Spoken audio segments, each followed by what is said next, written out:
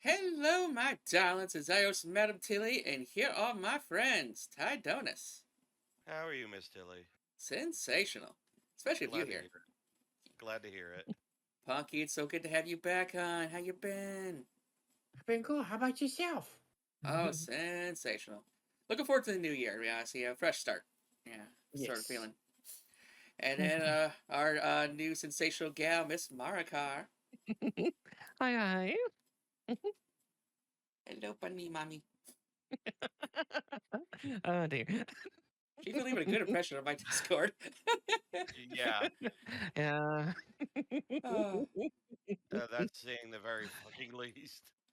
So yeah, backstory of this episode.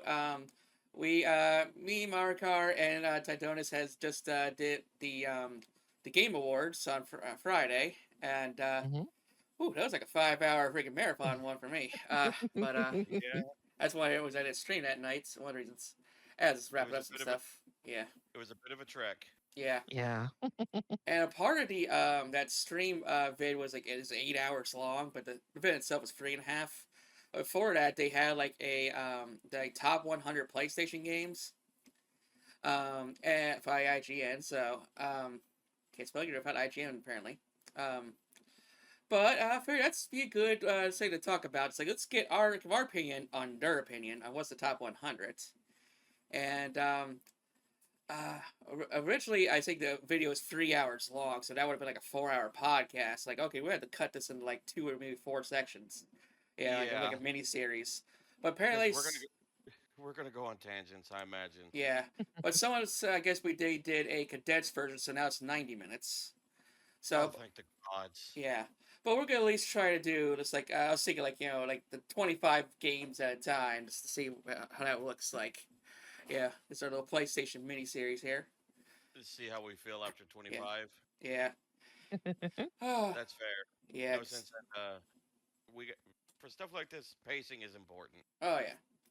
And I want to get back to streaming, so that's why I'm probably gonna take the rest of the week off for as far as podcasting goes. I'll be back on Saturday, so let me know if any of y'all are free. And then we got our end of the year wrap up. So like our best and worst of 2024, what we're looking for of 2025, our last news episode of 2024. So, and I'm getting excited to do the Warhammer stuff as well. So, um, it's good. Looking forward to it. Yeah. So Yeah. having a lot of content's a good kind of problem. All right, and It's a good problem to have. yeah, and this guy looks like Iffy who guest star in Critical Role. Anyways, let's get into it. Punky, are you ready, Alan? Absolutely. Wait, is that Phil Lamar? No, that looks like Iffy. Oh, It feels a little old now, so because I was about to say the main thing I know Phil from was he was the voice of Ramza in the War of the Lions remake. oh, that's awesome. I never watched I never played the PSP version, but They put cell shaded cinematics into there in a few yeah, spots. like I know him from a lot of early 2000s cartoons, like we played Green Lantern. But I don't recall Mhm. Phil Lamar ever having dreads. Yeah. No. Anyways, go on. Oh no, that's what I said. I was like, is that Phil? Because Yeah, I thought it No. was at a glance. yeah, he's also a vampire, Basket of Bloodlines. But yeah, the So early yeah. 2000s was his heyday. Oh, Yeah. exactly. Yeah. Yeah. Feels a little skinnier. I'm sure he'll introduce himself. Yeah, Yeah, I'm Well, I not mean, then sure again, who. with jackets like that, it kind of floofs you out a little yeah. bit. Oh, It that's is, yeah, but it was also in the face. I mean, it is December. So hmm yeah, Just It that is cold. year. yeah. Over its 30-year history. Ah, shit. One second. I gotta switch to display capture. So whenever we hit play on with full screen, window capture doesn't work. So I gotta use display capture. Oh, Fair. he's was. Oh, Yeah. he's geek heavy. Okay. Oh, geek. A king's Okay. want some. No, okay. Yeah. So I don't know you, but you look hot. Never heard of Geek Heavy, so Negative. Yeah, it's a new one on my end. hmm Maybe he'll win us over with his charm. hmm First, let's capture. Let's go.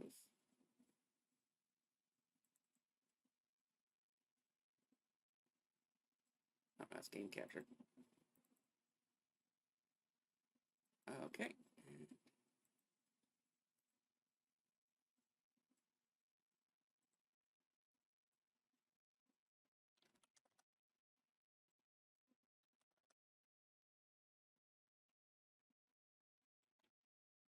Okay, here's a look better on my end. Let's. History, it's fair to say that a lot of incredible games have graced PlayStation. Across That's true. 5 generations of consoles, 2 crazy. handhelds, and toes dipped into the VR waters, there are a lot to choose from. But we've put our heads together to narrow it down to the top 100 of all time. Now, what games do you see when you PS3 up close here. your eyes and hear the word PlayStation? Now, while we've got a good amount of exclusive That's a good question. All right, when you close your eyes, what's the first PlayStation game that pops in your mind? Surprisingly for me, it's Final Fantasy Tactics. Interesting. Good choice.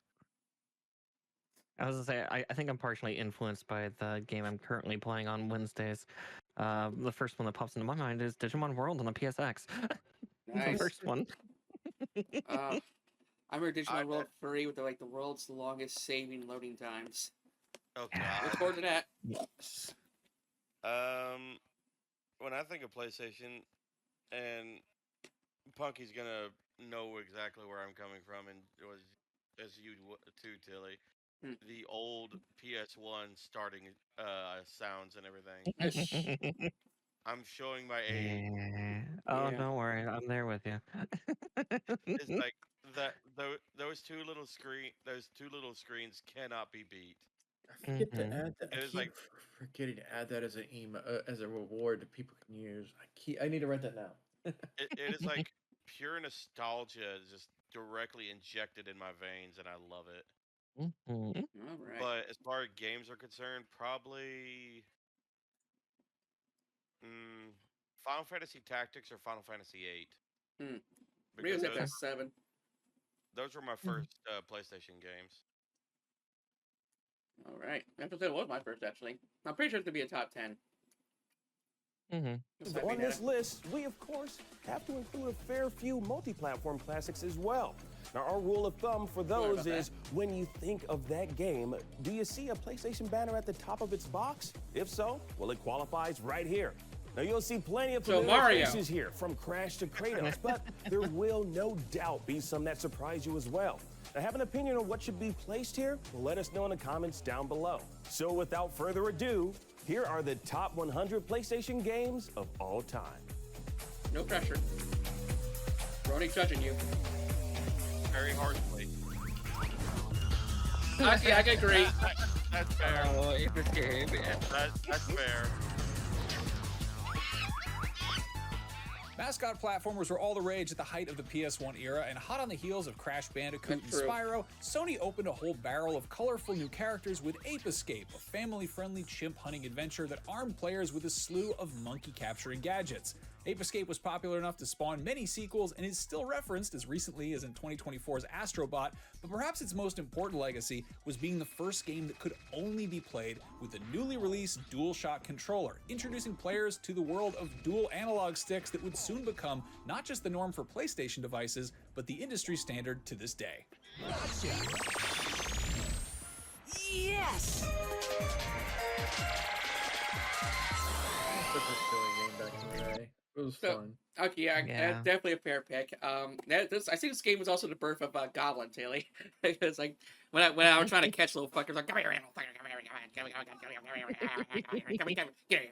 come here. It's just yeah. That is Unintentionally, that is how Slug was born. practically. Yeah, it went from Ape Escape to like Luigi's Mansion to Slug Tilly. Slug Tilly's bath time. You know? It's been an evolution in progress. Yeah, that's why I gotta get the shower door type of a shower because you can't squeeze through that cracks, you know. So Well, I imagine you'll kind of scare her away. Like she behaves like a cat. You get a spray bottle and just spray her with it. She'll just kind of slither away. This is canon now. yeah. Okay. Yeah, good choice. And like I often see Ape Escape in a lot of like the collections and crossover games and stuff. Yeah. Shane didn't do too much of it after the PS2. Yeah, it kind of trailed off, sadly. Yeah. Like Yeah. I know the main character was a main roster character in PlayStation All Stars, Hmm. and I believe his rival was Parappa the Rappa. Huh. Like maybe it's like the stories in them are pretty dumb, but Mhm. Monkeys yeah. escape. Go catch them. Yeah. I mean, it's Pretty a easy simple, premise. it's a very simple premise, and for back in the day, that's really all we needed. Just, hey, Yeah. something got out, go get it, or hey, go get this thing. We need this MacGuffin. Exactly. Yeah. We Yeah. didn't need a lot. No, we did a lot with very little. Hmm. Like they introduced a new protagonist in one of the sequels because the old protagonist was too busy watching TV. I mean, that tracks. I mean, that's how. That's just a mood. Yeah. I mean, that's kind of like how we started going with Diddy Kong and Dixie Kong and Donkey Kong Country 2 and 3. Mhm. It, because Donkey Kong got kidnapped, it's like, oh well, time for the B team to step up. Yeah. So I prefer Donkey Mhm. Kong, but that's a Nintendo discussion. But it kind of reminded me of that in DBZ where they go, Mr. Pope, I need your help. Make it toast. Okay, never mind. Butter and toast. Crash Team Racing. Oh, they're valid. Yeah. Probably could be a little higher. Well, I imagine it's standalone games. are Crash gonna be Bandicoot higher. was Sony's answer to Nintendo's Mario, so naturally, if Mario had a kart racer, Crash needed one too. A shameless imitation of Mario Kart, Crash Team Racing is nonetheless a genuinely fun time with a great selection of tracks and all of the silly weapons and power-ups you'd expect from the genre. Just like his platforming though, Crash's driving isn't quite on par with his red-capped rivals, but still, CTR is a speedy party in its own right. Anyone ever play that one? I played one of the later ones. How I much never weird did play speed 'em. ones of it? Sorry, go ahead. Oh, I was about to say, no, I just said I never played them. The only other racer that I played that was not Mario Kart was Diddy Kong Racing. Yeah. Fair. I like the Sonic Racers. Yeah, I was gonna say the Sonic ones were the ones I did more of. Like, yeah, the later one that I played, it was nice, but yeah, at that point I was better at Mario Kart and Sonic and All Stars. Yeah. So, Okay, I we're getting guess- to Sonic. I guess yeah. I don't know if it counts as like Sonic Riders, like when they had the airboards and everything. It was alright. That I Yeah. guess that falls in the same vein. But yeah, that was one that I had on my PlayStation with Sonic Riders. Yeah, this one just haven't got around to the Crash universe.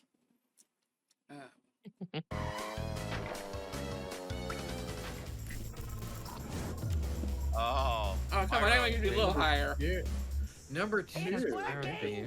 I've got a dragon! Better, best of trilogy, I guess. Mhm.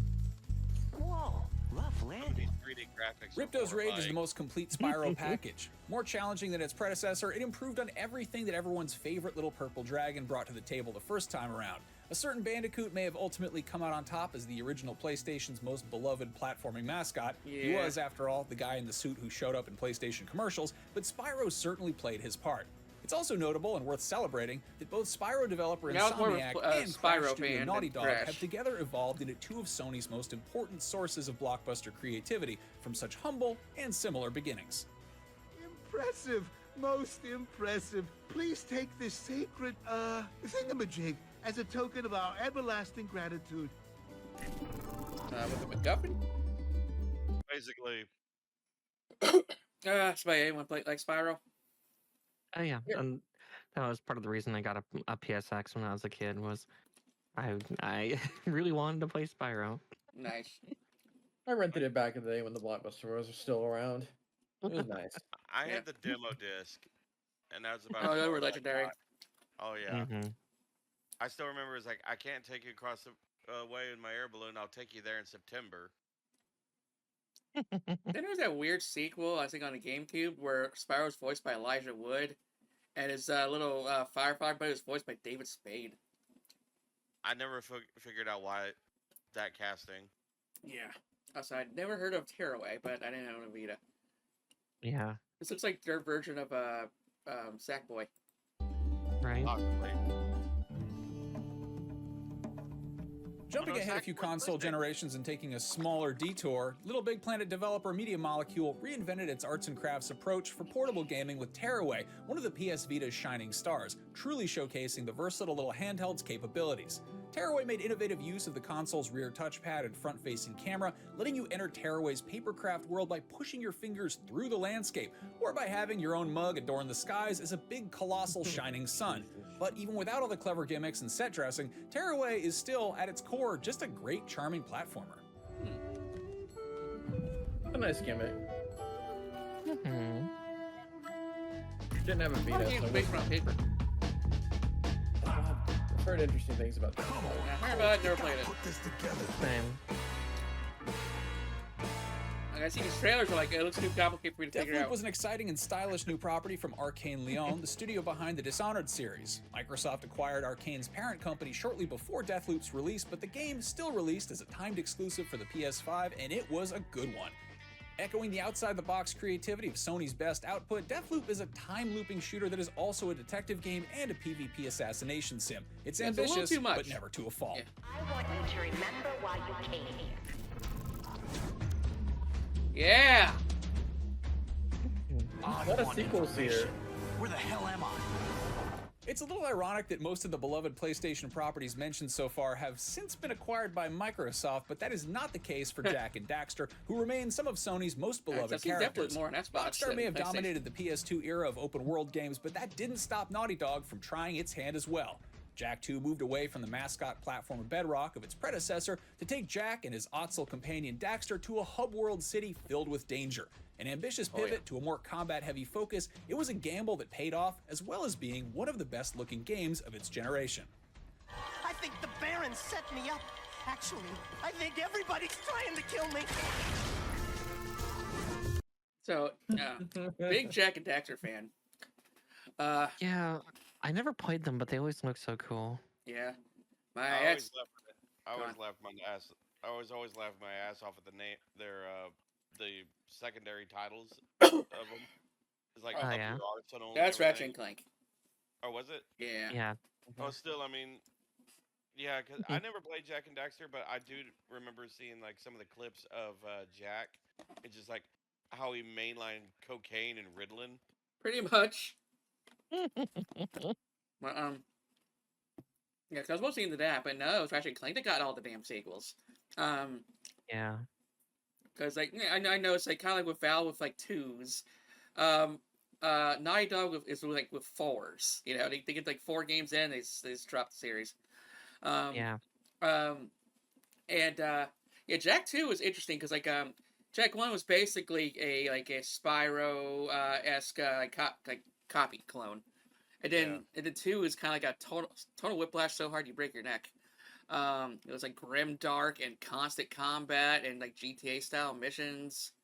To get gritty. Oh yeah, and it was fucking difficult, but such a satisfaction of beating it. And then they kind of did. I think they could have like topped themselves with Free. Free just added so many weapons that this game was just made easy. Oh man, yeah, good time. I do remember hearing about Loco Roco. Yeah, never heard of myself. The color yellow of a face. I think I remember. I'm drawing a blank, but I'm pretty sure it's the gameplay. Oh right, this little. Yeah. Another colorful I handheld remember it. platformer, Loco Roco is one of the PlayStation Portable's must-own games, all and one about of the many momentum, examples of the out-there creativity that Sony's Japan studio contributed to Rotate the little PlayStation world. since the very beginning. A relatively simple concept based around the idea of rolling colorful jellies from point A to point B, it contained hidden complexities that accentuated its elegant design. Packed full of charm that threatened to burst out of its portable confines, it was a treat in every sense of the word.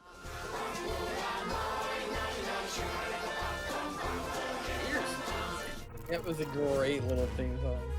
There it is, ripped apart. Yep. Yeah, the latest one. Yeah.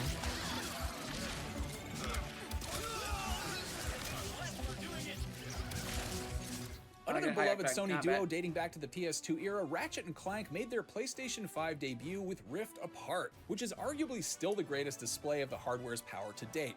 Colors pop off the screen at each turn, and particles flood the sky at every opportunity, especially when Yeah, look at firing that one of the detail. many outrageous esoteric weapons the series and developer has become known for. Work on The incredible visuals are augmented by Insomniac Games Ronnie making said full face use of the visuals. PS5's 3D audio capabilities, the DualSense controller's haptics and adaptive triggers and truly showcasing how the next-gen hardware's infinitesimal load times can take action platforming to a multiversal scale. Considering how much of a sensory overload Rift Apart was on a launch PS5, it's not a surprise to see Sony using it to test drive the upgraded PS5 Pro. Can't anyone print instruction manuals anymore?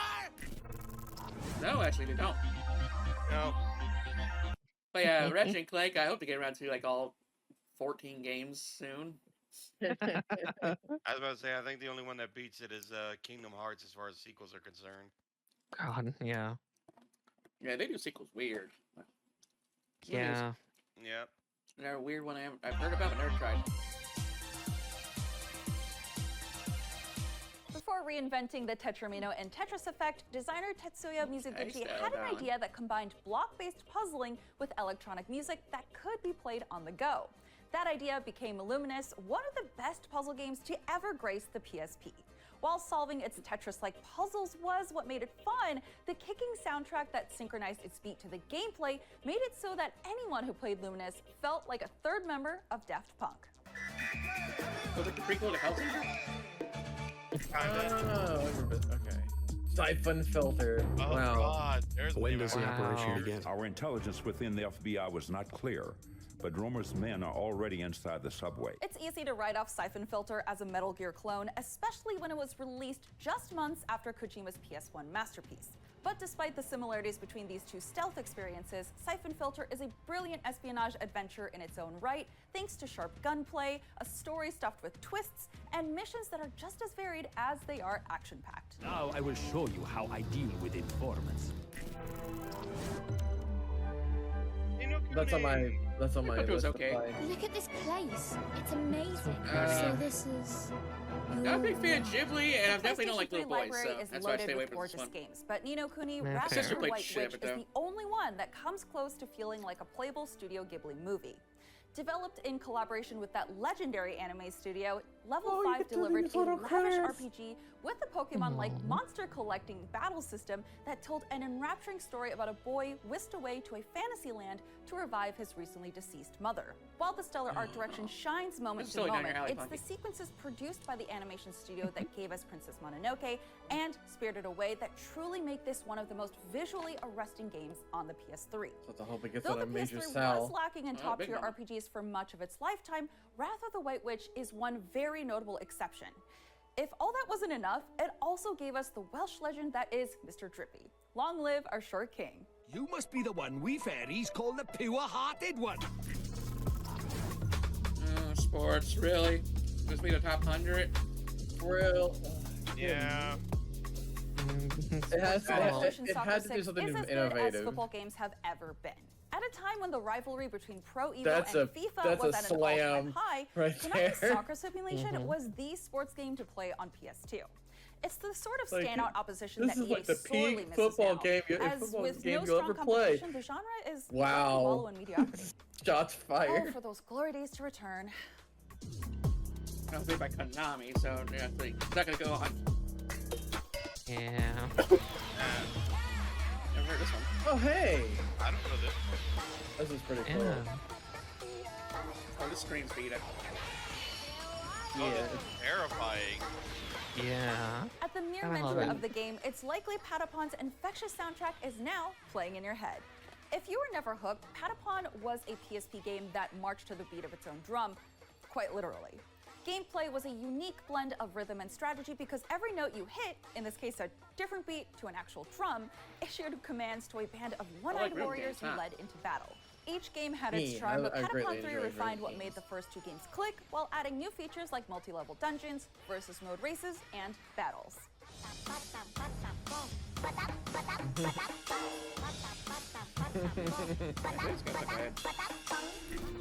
Untamed. Really? Majestic.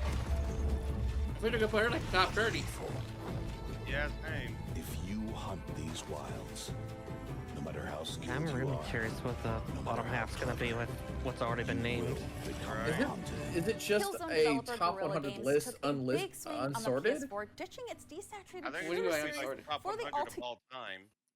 Yeah, it says on the title there, up one at all time. Okay, so it's probably not sorted. It's just probably just Here's our top 100 picks. Yeah, I think this is just like they interviewed everybody at Sony West or IGN, since these are all IGN hosts. Okay, so my guess is they probably interviewed everybody and they put, it's like, hey, give us, your top such and such games, and depending on how many votes every game got, then that's how they were organized. I'm guessing. Well, like I doubt it's by sort by sales or something. Yeah. That would have to have some weigh in on position as well. But like it could be like you wouldn't really put something at the top of the field if it was like a game that didn't sell at all. Like if it only had like, well, we'll go like on PlayStation 1 sales. Like if it only broke like 500,000 sales, which would have been good back then, but at the same time, compared to another PlayStation 1 game that would probably, like Final Fantasy 7 that sold, millions of copies. Yeah, I'm pretty sure it's just IGN's personal picks and their interviews. It might be. Like I know what 15 is, but onward. Horizon Zero Dawn, though, good shit. I also always support Ashley Birch, who voices Aloy, and great fucking games. Although I don't think she's kind of like quite the the female mascot that Sony was hoping for. Because that Lego game super underperformed. Like it got a lower player count than Concord. Hot damn. Yeah. Well, I think it also might be a mix of Aloy not getting the attention that they thought she was going to get. That, and it might be another factor of maybe people are just getting kind of sick of all these Lego games.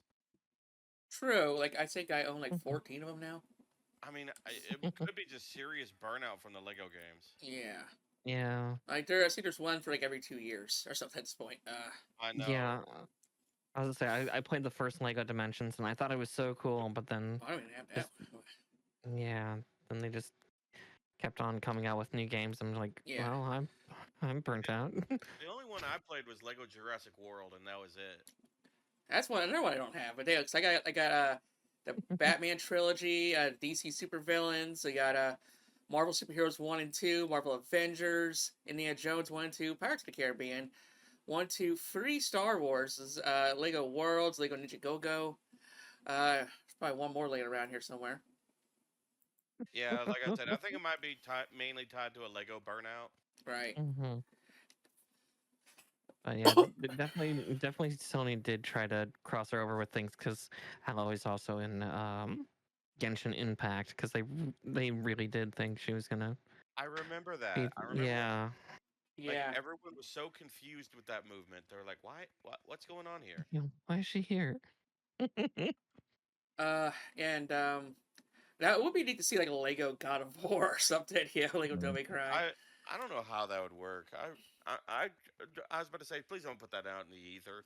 It's too late now. That idea does not need to be floating around the warp, Tilly. I'd say, some executive at Sony's already picked it up. How have we not got Lego Final Fantasy? Like, seriously. Oh, no. No.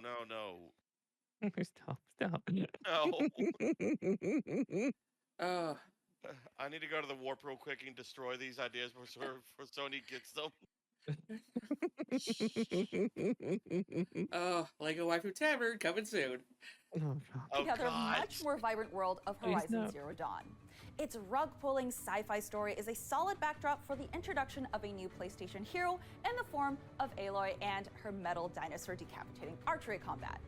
The Horizon series seems cursed with the first and second games launching in the same week as The Legend of Zelda Breath of the Wild and Elden Ring, and even the first game's PS5 remaster shared a release date with Dragon Age The Veilguard. Still, Horizon has persevered against some very stiff competition, and Zero Dawn has already seen a PS5 sequel, VR experience, and Lego game spawn for it, so something tells us we're going to be seeing a lot more of Aloy. I mean, I like the premise. I don't know what. Doom Eternal. That's a freebie. Come on. Who doesn't love Doom? Yeah, but Fisher says Oh, I was gonna say I love the premise. of basically primitive peoples fighting against highly advanced mechanical dinosaurs and everything. Yeah. It's just I don't know why. Like I know it had its success, but at the same time, I don't know. It was maybe because it was kind of. It might have been one of those games that had a maybe too much to offer. Like, Well, yeah, No, I would say it's no, no Assassin's Creed as far as content. I haven't played the sequel, but well, what I no, meant by too much is like the maps are way too big. I can confirm. I think the at least the first game. I haven't played Forbidden West. I played Zero Dawn. Seems like a perfectly like right amount of content. It doesn't yeah, drag on too much. Yeah, even if you do the optional stuff.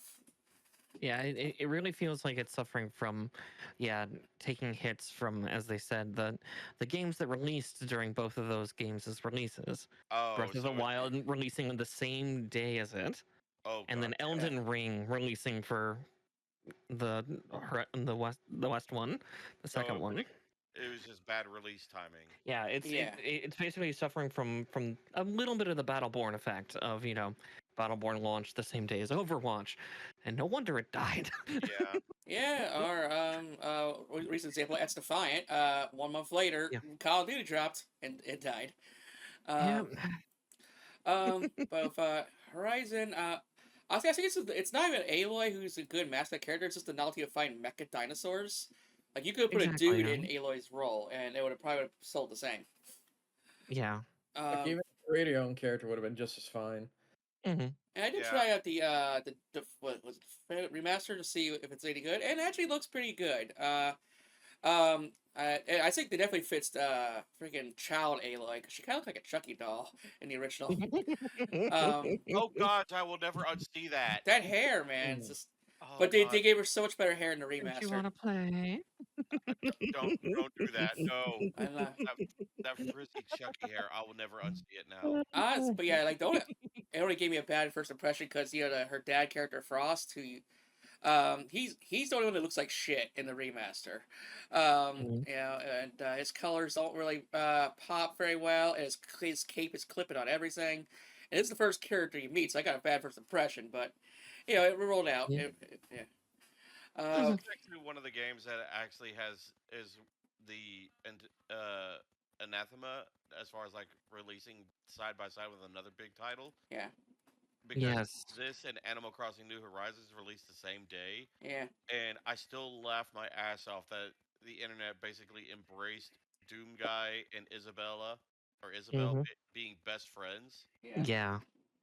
The memes shall forever live on. I And yeah, get like for Doom Eternal, I really like it because it helps scratch that itch for like Metroid Prime-esque. Or the like Doom 2016 was really good, but yeah, Eternal, it felt like I was playing another Metroid Prime game again, which is massive nostalgia for me. I felt like I was playing the original Doom again, like just Yeah. just just a massive power trip. Mm-hmm.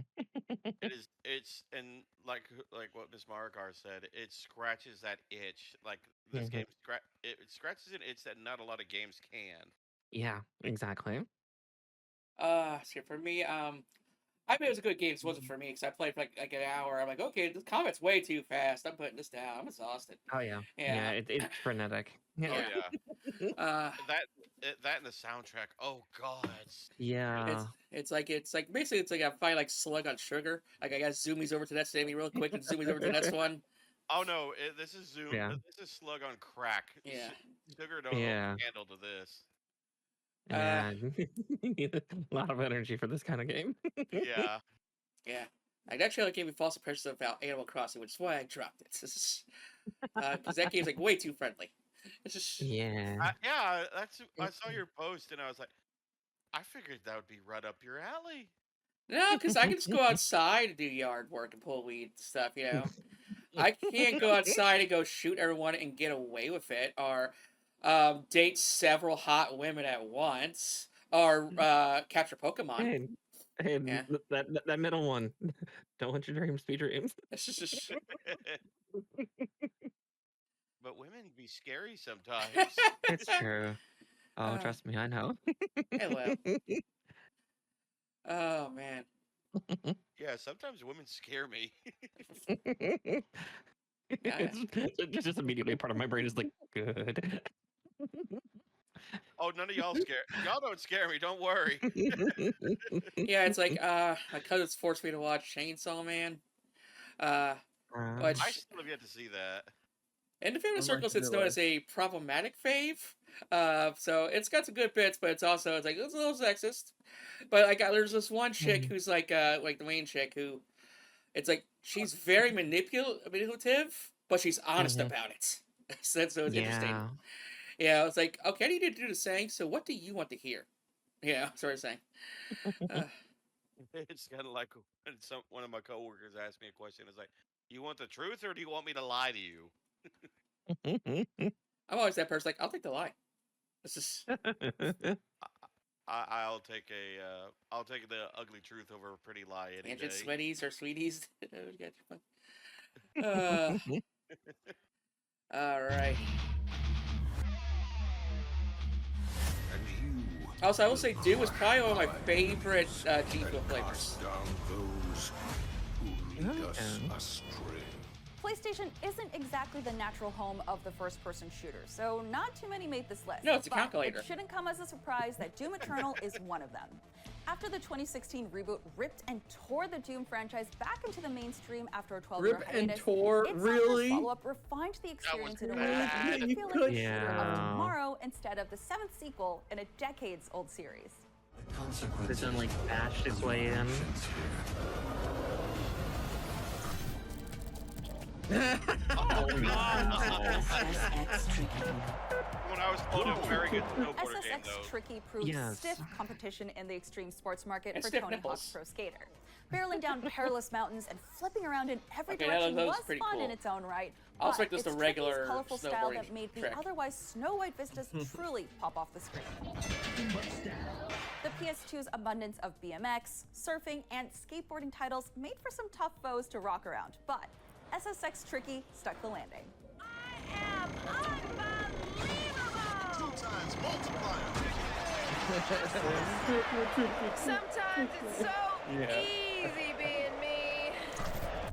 So, like, get off the wrinkle boards. PS6 game too. Why is Tetris Why is Tetris on this list? Come on! Those nightclub effects. Come on! That's a cop-out.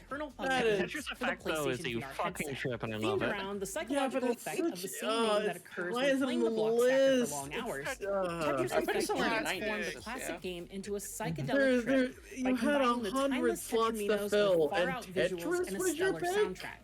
A VR Tetris game could have been the most You phony could and have literally shovelware said imaginable, DDR but and Tetris been Effect just as elevated it to a accurate. practically religious Even though its experience. origins is the arcade. Yeah, I was really surprised this wasn't on this list. There it is. That's the best Kingdom Hearts Mickey game. Mouse fused with Final Fantasy shouldn't work, but with Kingdom Hearts, Square Enix Yeah, number 2 proved got that the it can. flushed everything out. Name's Goofy. Mechanics I'm wise. Sora. I'll go with you guys. Yeah, but it was However, it's made in the because sequel of where Disney the Dev and a concept Final Fantasy truly Dev began man to and elevator. flourish.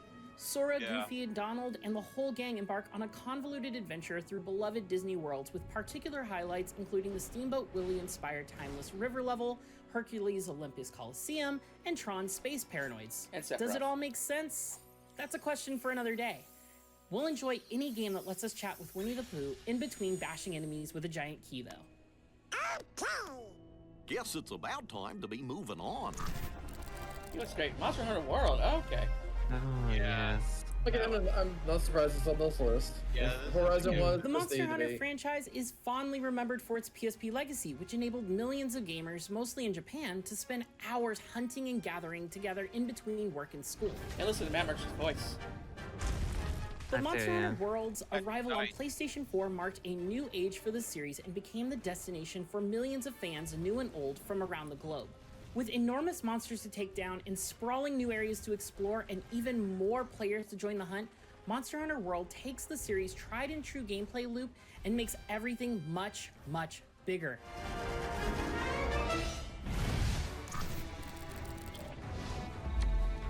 I mean, this was good. Yeah, it was pretty decent. The original 1999 Medal of Honor, co-created by Steven Spielberg, was a true PlayStation classic. However, Steven Spielberg it's was involved. 2002's Medal of Honor Frontline on PS2 where the historical shooter series finally fulfilled its lofty ambitions of making Saving Private Ryan's most iconic made by scene playable. I remember that level. Opening on an intense recreation of the D-Day landings, Frontline's exciting and varied campaign would prove to be the blueprint for Call of Duty's later success. We're placing you on a special mission. Good luck, Patterson. Really? Oh, jeez. This got over Jack Dexter. It's hard to think of many games that are more perfectly suited to the PlayStation Vita than Hotline Miami, a top-down violence simulator that's fast, frantic, and relentless with murder. I think it is. Hotline Miami's secret is its addictive simplicity, and even though it came to other platforms, its bite-sized levels and rapid restarts are perfectly suited to the Take It Everywhere PlayStation Vita. Yeah. It's so good that it even featured as a cameo being played on the Vita, Russian no less, in my head. in one of PlayStation's biggest games ever, The Last of Us Part 2.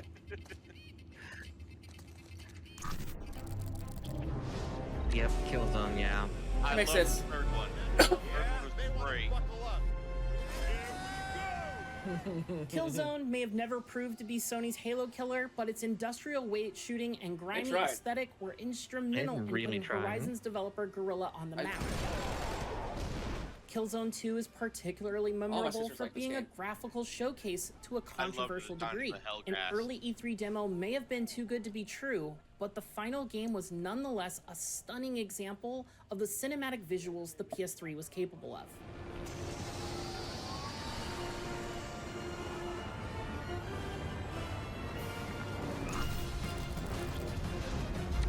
Oh, come on. Square Enix's vision for remaking Final Fantasy VII became crystal clear with its second installment. I have a feeling the Untethered from original the won't need be on to this set up list the now that familiar this is events of Final listed. Fantasy VII, Rebirth is able to throw our beloved heroes into a vibrant open world that brings to life what every gamer who played the original Final Fantasy VII was only able to imagine previously. Bursting at the seams with love for its iconic characters and world, Rebirth is an ambitious second act in this three-part remake that's already proving as essential as its blocky PS1 predecessor. The big question is, how long will we have to wait for the final installment? But in reality, it's barely hanging on. Oh, but yeah, talk about Ridge Racer. Okay, but that actually kind of ends us at the 25 mark. Episode Rebirth. I mean, yeah, it's definitely doing a lot what they wanted to do back in the day, and it couldn't. But yeah, I heard the game's just like so stretched out as well. Yeah. So, I'll probably be tackling it because it's finally coming to PC next month. So I'm shocked at. Soon. Yeah. Very soon. Isn't it like ridiculously huge? Yes. Yes. Yeah. How big is it? It is, because I just went and dug it out. 155 gigabyte available space requirement. Dear God. It's probably 155 hours. And that is bigger than Space Marine twice. As well as it is bigger than goodness. I'm trying to think of games that just Arc. Well, I mean, repeat what me and talk Tito about had talked bloatware, about on the news episodes. Yeah, they were disappointed by FF7 Rebirth not making the quota. And we think they need to stop blowing so much money on making these very high detail, pretty visuals. Because so many games don't need to be as realistic and pretty to do well. And Space Marine 2 is a good example. And some of them are crossing into the uncanny valley. Yeah. Yes, and yeah, it's just like the graphics don't have to be completely insane. Again, like look at two of the most recent games that are really exploding right now: Web Fishing and Atlas. Yeah, these are relatively low poly games, and they're selling like hotcakes. Yep. Yeah, back on the PS3, my uncle, when I was playing Uncharted 2, my uncle thought we were watching a movie. Yeah, that was the PS3.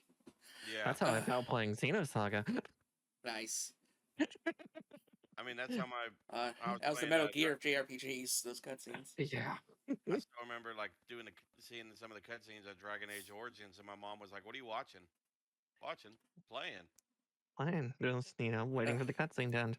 Yeah, that final cutscene at the end of the Xenosaga trilogy was just, all right, time to sit down for an hour and 40 minutes.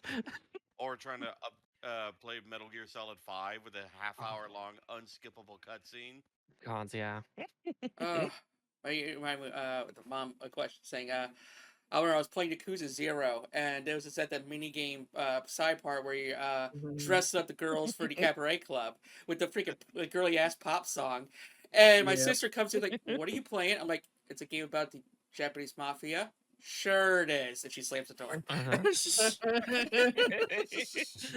serious, I swear. The song that goes with it. No, she's not wrong. The song that goes with it. The lyrics is "I wanna be your girl" is like in the first few words you even hear in English in the whole thing. And just it is hard to sit there and play it and be like, I just finished beating up a bunch of dudes outside, and now I got to do this for an hour. Yeah. Oh, here we go. It's like the meme. It's like when you're watching anime by yourself. It's just like nothing but Ninja Scroll levels violence. When somebody else walks in, a fucking the most lewdest stuff you can imagine that doesn't show anything. Yeah. Oh yeah, like I remember one of my friends hated on Azur's Wrath because it's all about angry man screaming and beating up gods. I love that game. But the scene she walks in on is the hot tub scene. I will. It's like press S to touch boobs and get smashed. Yeah. I will forever praise that game because I love that game. Oscar is one of my favorite characters from the PS3 era. Rest in peace, Liam O'Brien's lungs. It's just the screaming in that booth. Oh my goodness. God, yeah. There's another voice actor I'll have to listen to. Yeah. Allison. Oh yeah. I did laugh that Liam is. I want to say he plays Doctor Strange in Marvel Rivals. Yes. Yes. He's pretty cool. But Yeah. granted, I've been maining Hulk and Venom here lately with that. I've heard good things of that. I've heard real good. I highly recommend it. It's free, so if you don't like it, hey, no harm, no foul. I have my plate full of a whole pile of games, so I'm gonna have to put on the back. Oh yeah, like even I need to be saving for my taxes. I'm getting bled by these Christmas sales. Oh good. Yeah. Like Alan Wake 2 for $25. Oh, But so that was the first 25. And we're still under an hour. You could probably go up to 50 if you want. Yeah, sure. Yeah, let me have a bio break real quick. And, let's see. We'll continue on with the next 25. Sure. All right. I will unfortunately have to depart because I have stream time to do. Oh, okay, never mind then. Okay. Yeah, but I will be up and available after the stream if we want to knock out the rest of this because it could be real low. I don't think we're gonna be. You stream a long time, honey. We're not gonna be here for 5-6 hours. Yeah. Okay.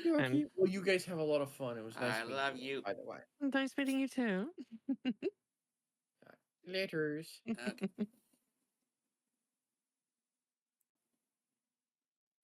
We are back, Dons, with part 2 of our little IGN's Top 100 PlayStation Games miniseries. Okay, the alien had to go to another planet, unfortunately. I must go. My planet needs me. The live stream.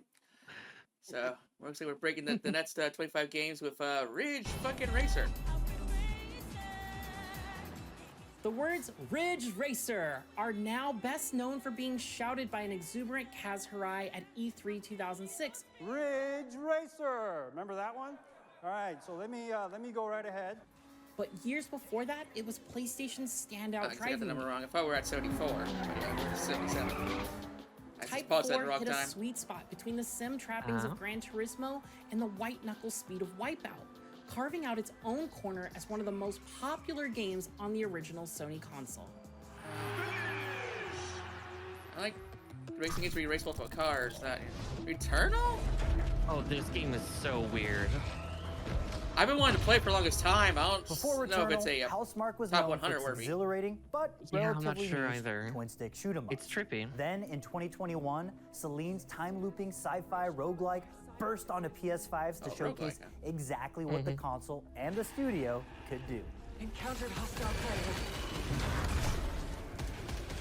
Its psychologically twisting story, excellent shooter gameplay, and stunning art design locked it in as one of the generation's must-play games, with bonus points for being one of the few PS5 games that really got creative with the DualSense's adaptive triggers. Getting my permit.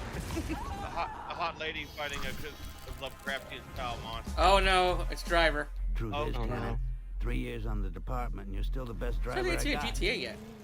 In the days of the original PlayStation, open-world driving games were limited to Grand Theft Auto's top-down perspective, and the thought of being able to navigate the streets at 60 miles per hour from a 3D viewpoint felt like a distant dream.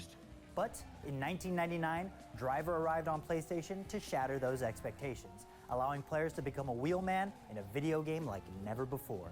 On the run, Miami. Tell me who he talks to, where he goes. That is, of course, assuming you could actually get past its initial, notoriously difficult driving test, a fiendish barrier to entry before tearing up the streets of Miami and beyond. Hey! The hunt for a family-friendly PlayStation mascot is as old as the brand name itself. But it's fair to say that 2008's Little Big Planet delivered the hero the aughts were looking for with Sackboy. Little Big Planet was not only the birth of a mascot, though. It was Sackboy walked so Astrobot could fly. Experiment in user-generated content, giving players the tools to share their woolly 2D creations with the world. Developer Media Molecule would unquestionably do it a whole lot better with sequels and spiritual successor, Dreams, but none of that happens without the whimsy, charm, and just plain adorableness of Little Big Planet. I do remember in PlayStation All-Stars, Sackboy's rival was Big Daddy. Oh, wow. And here we go. Hell yeah, best Yakuza game. The Yakuza series, now known as Like a Dragon, has been a PlayStation staple since the first entry's release in 2005. I swear.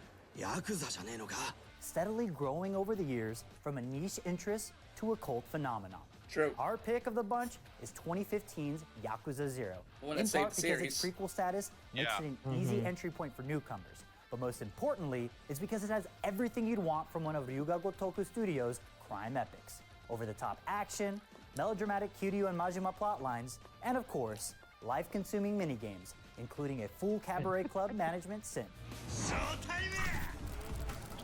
Oh, here we go, my favorite Need for Speed game.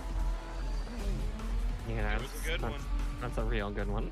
Between MTV's Pimp My Ride and Need for Speed Underground 2, it seemed like every car in the world in the early 2000s had tinted windows and underglow neon lighting. The PS2 was home to Need for Speed at its height, with Most Wanted's pink slip system and open-world police chases providing just as many thrills. But Underground 2 uses its nitrous oxide to just edge in front here thanks to its electric street racing drenched in glow-in-the-dark painted cool.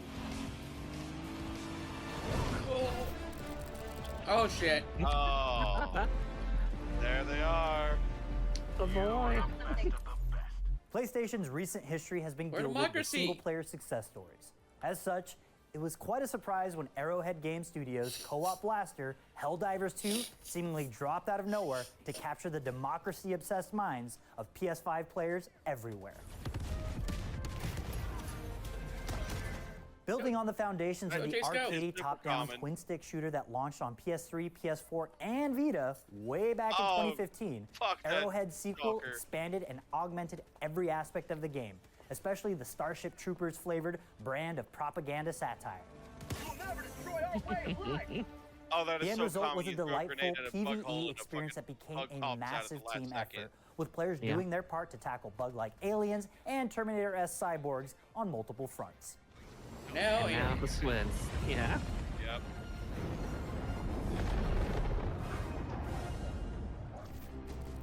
Here we go. That's what I mean. I would have went with the Russia. You are worthy. Legacy of Kain has emerged as one of PlayStation's favorite cult series over the years, and we think it peaked with 1999's Soul Reaver on the PS1. Crystal Dynamics introduced players to Vampire Ghost protagonist, Raziel, whose supernatural abilities were put to the test with a combination of combat and puzzles that were equal parts stylish and challenging. It was incidentally the first game directed by Amy Hennig, who would then go on to help shape Naughty Dog into the modern PlayStation behemoth it is today. All of the aspects of what has become Sony's trademark single-player formula can be felt way back here in Soul Reaver. What pitiful form is this that I have come to inhabit? Death would be a release next to this travesty. I would have went with Defiant instead of Soul Reaver. Do you think I felt regret as I gazed upon the destruction we had wrought? Or at least humility at the speed with which a world can be transformed from a good world into a hell? Prince of Persia: The Sands of Time's chronology warping mechanics were incredibly novel back in 2003, helping cement it as an instant PS2 classic and signaling return to popularity for a series that had been left in the 2D era. But while Sands of Time's supernatural approach formed the bedrock of a fantastic action adventure, the game as a whole is more significant for being the foundation of Ubisoft's modern-day success. While Sands of Time received a number of direct follow-ups, ideas for a proposed Prince of Persia sequel would eventually morph into what would soon become Ubi's flagship series, Assassin's Creed. Wait. I don't even know your name. Just call me Kakolukia. How about Sam? Bully. Damn. Yeah. I'm Pete Kowalski, Jimmy Hopkins, and don't ask how I'm doing. I've been here 5 minutes and already people want me dead. Even my parents didn't hate me this quickly. Bully comes from a time when Rockstar would dominate the PS2 on an annual basis, a far cry from the 7+ year waits we have now to suffer through. But while those long development cycles have their benefits, Jimmy Hopkins' misadventures through a year at Bulworth Academy are a prime example of when the GTA developer would take risks on smaller projects that offered unusual spins on the studio's trademark humor and larger-than-life characters. Hit me with your best They're getting older, it takes longer now. Rumors of a sequel have always persisted, and we certainly wouldn't say no to another term of classes after GTA 6 drops in 2045. I said you could have fooled me. This place is full of bullies and maniacs. Nonsense! That's just school spirit. You white guy. Katamari got Damacy, a good classic. Another trip of a game. Katamari Damacy was the cool artsy kid's favorite PlayStation 2 game. Before the need to roll up famous IP and turn them into AAA blockbuster games, the Prince of All Cosmos was rolling up everyday objects into a larger and larger ball and taking over the gaming world with it. Katamari Damacy is emblematic of the kind of madcap video game ideas that we don't really see from big studios these days, but were a regular blessing during the PS2 era. Thankfully, Katamari Damacy's legacy lives on in the quirky indie games developed by those same cool artsy kids who grew up playing it.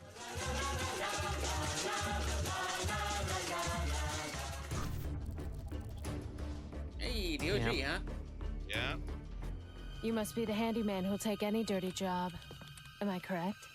I only take special jobs, if you know what I mean. The original Devil May Cry was an ice-cool breath of fresh air when it slashed its way onto the PS2 in 2001.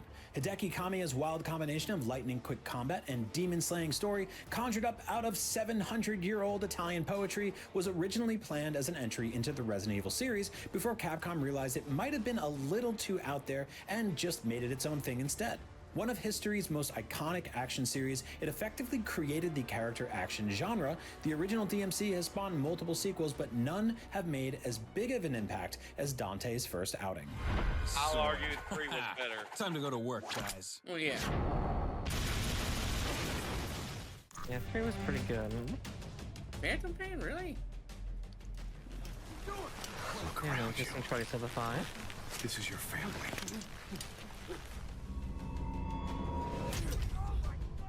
One of the great gaming tragedies is that Metal Gear Solid 5: The Phantom Pain is likely Hideo Kojima's last Metal Gear game ever. But what a game to go out on. Though it was the series' first foray into an open world, The Phantom Pain integrated almost all the core mechanics from the previous games, refined into their most advanced, evolved iteration. Fire! Though the Phantom Pain's troubled development begins to show in its later missions, the moment-to-moment gameplay truly feels like the perfected final form of the tactical espionage action Kojima pioneered way back on the original PlayStation. The only language left to me, revenge. Oh, hell yeah, Rocket League.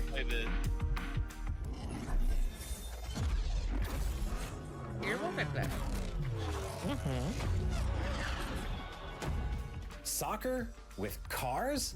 Possibly the most chocolate and peanut butter combination the games industry has seen since Mario with karts? Rocket League might not be the hit it is today without its success on PlayStation Plus. Rocket League is fun as hell, but it could have very well been slept on entirely if not for the huge influx of PS Plus subscribers who test drove it for free and presumably told their friends. While Rocket League arrived on the PS4 back in 2015, it gained and maintained enough momentum to attract the attention of Epic Games, who acquired developer Psyonix 4 years later, and it's still going strong today.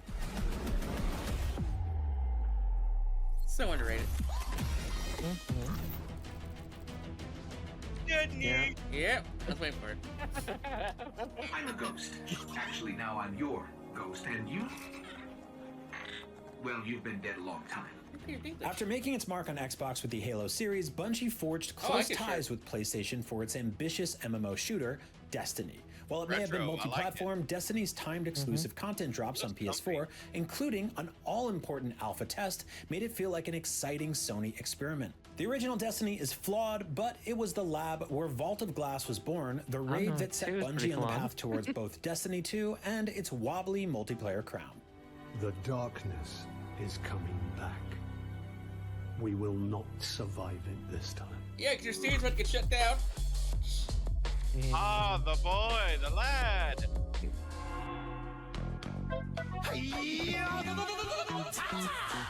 Kick, such a trippy punch, game. It's so good. It's all in the mind. Those 7 words have lived rent-free in the heads of an entire generation of gamers for almost 3 decades. Parappa the Rapper was a huge part of PlayStation's push for experimentation in the PS1 era, and again, something we just don't see enough of these days from big publishers. He might have been a 2-hit wonder in terms of games, but Parappa's influence can't be overstated. Yeah, the hip-hop hound pioneered the rhythm game genre, which Guitar Hero and Rock Band built on years later.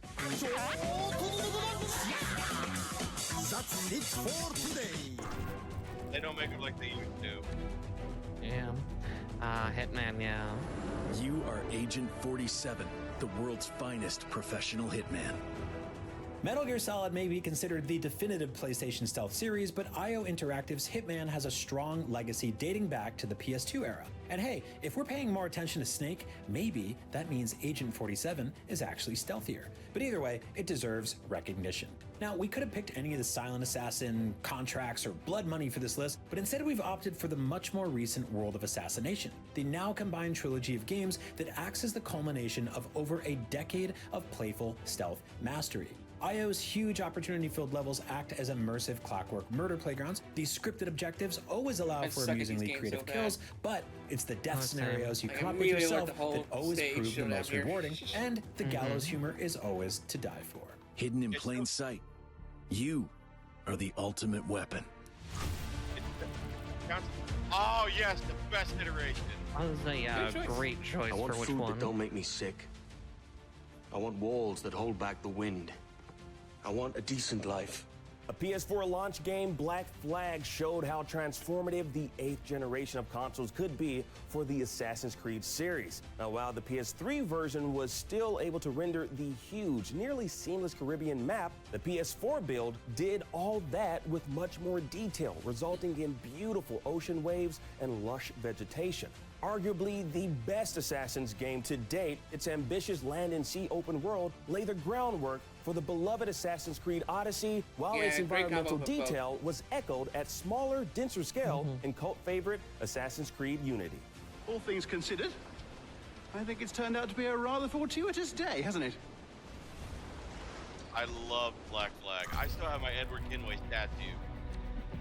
But yeah, like honestly, great land combat, not so great sea combat. Okay, so we are going to have multiple Metal Gear Solid entries, or like multiple game Snake. After the success of the first Metal Gear Solid, expectations for Hideo Kojima's PS2 follow-up were immense. But rather than merely give fans a better version of what they got in the first game, Kojima trusted his vision and gave us, well, something different. Though he made some divisive choices like sidelining hero Solid Snake in favor of newcomer Raiden, Kojima definitely delivered on bringing Metal Gear Solid to the next generation of PlayStation. The visual and mechanical improvements between the first and second game were the kind of massive leap we just don't see much anymore. and Metal Gear Solid 2 employed a number of systems and features that have since become commonplace in stealth action games. As for the story, say what you will, but there's no denying that Metal Gear Solid 2's commentary on the information age and AI was way ahead of its time and is shockingly relevant even today. Legend. A legend is nothing but fiction. Someone tells it, someone else remembers. Everybody passes it on.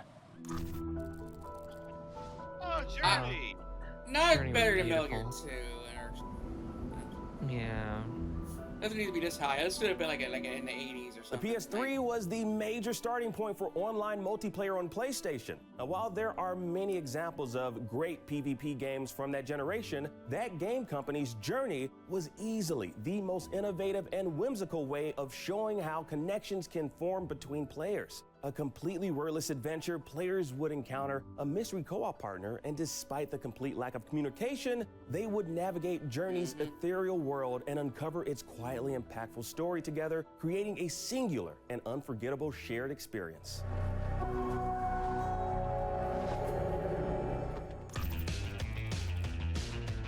Yeah, good Yoshi. Yeah. Ooh, Steve. That smile. Those eyes. Back in 1996, an orange marsupial spun his way into our hearts when Crash Bandicoot arrived on the original PlayStation, courtesy of a little studio called Naughty Dog. Initially earmarked to be Sony's answer to Mario and Sonic, Crash has long since formed his very own identity of tomfoolery and Wumpa Fruit obsession. He can still be seen regularly smashing through crates and setting off TNT boxes to this very day. But even though the lovable Bandicoot has since appeared on the majority of video game platforms and is now technically the intellectual property of Microsoft, he's still unquestionably a PlayStation icon thanks to his explosive, shirtless Sony has debut lost so on many the IPs. PS1. Microsoft. Microsoft did good with them. Oh, yeah. Good final PS4 game. There must be thousands of them. We will face death and This is like a defend movie. our home. Ghost Oh, of it definitely Tsushima was. was the PS4's last big hurrah, and few consoles get to go out on such a high. Sucker Punch transported its open-world learnings from Infamous to feudal Japan in astonishing style. Perhaps the most purely cinematic of PlayStation's blockbusters, Ghost told the story of Jin Sakai's quest for vengeance. Though its superb sword combat was invigorating, the stunning scenery was as good a setting for relaxing as it was for revenge. I'm ready. We end this together. Hey, our first Final Fantasy. 9. Yeah, my first. I was kind of late to the Final Fantasy games.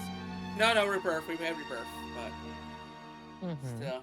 Despite many considering it to be one of the best in the series, Final Fantasy IX is often overshadowed as a PlayStation classic by its older siblings. It also didn't help that it arrived right at the tail end of the console's lifespan, falling to the wayside when the PlayStation 2 and Final Fantasy X were on the horizon. But this welcome return to the series' original people always say this is the high-fantasy best one, and storytelling yet it feels so demands your overshadowed. respect. Yeah. It very much is, yeah. A tale of political turmoil seen through the eyes of a thief called Zidane, its clever evolution of series staples and ability to tell multiple concurrent powerful stories truly places it shoulder to shoulder with the genre's giants. It's arguably one of the strongest RPGs for the original PlayStation, and without question, the console's last big hurrah. Yeah. I remember seeing Zidane and Dagger's design. I thought it was like Young Cloud Tifa. It's like after 7 like sequels, prequel. Arkham fucking City. How does it feel, Wayne, to stand on the very stones that ran with your parents' blood? 2009's Batman Arkham Asylum was a surprise hit with its intricate Metroidvania action, but it was Rocksteady's follow-up that truly blew the doors wide apart as we were unleashed to an open-world Gotham. Why do you work alone, Batman? The most notorious rogues Hamill's gallery to rendition of grace the Joker was so PS3 good. clashes with the Cape Crusader as he races against time to save the Oh, city but as the sequels from a went on, we kinda thrilling got plot sick of the that Joker. has you second-guessing at A little bit, every yeah. turn. You cannot stop me. Soon I will command forces beyond your comprehension. Throw in an evolution of one of the most influential melee combat systems designed in recent memory, and you've got a fully fledged superhero fantasy. As you of all people should know, there's plenty wrong with me. Really? Vagrant Story. That's like Interesting. I'd say it should have been like maybe like 70 or something. Vagrant Story is a fantastic RPG with a finely tuned battle system and interesting puzzles, but it's best remembered for exploring new depths in video game storytelling.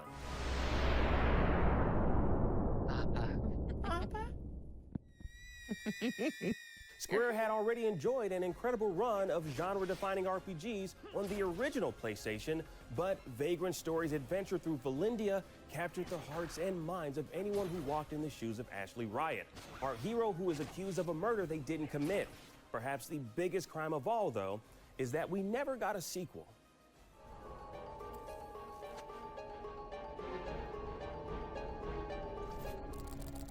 Hey. Yeah. I still need to play this one. I played the first one, but yeah, I need to finish the first Marvel one. Spider-Man 2 is the culmination of Insomniac's web-slinging work so far, taking the best bits of both Peter Parker's and Miles Morales' games to create an amazing and truly sensational adventure. With silky smooth swinging across a stunning New York City, a twisting comic book storyline, and exciting melee combat, it is yet another in a long line of highly polished releases from a studio that can consider itself among PlayStation's most prolific.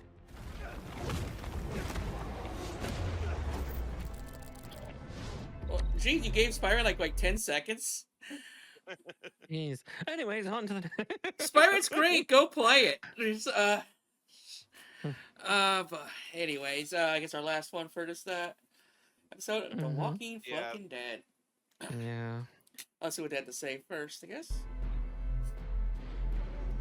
Wasn't this city empty not too long ago?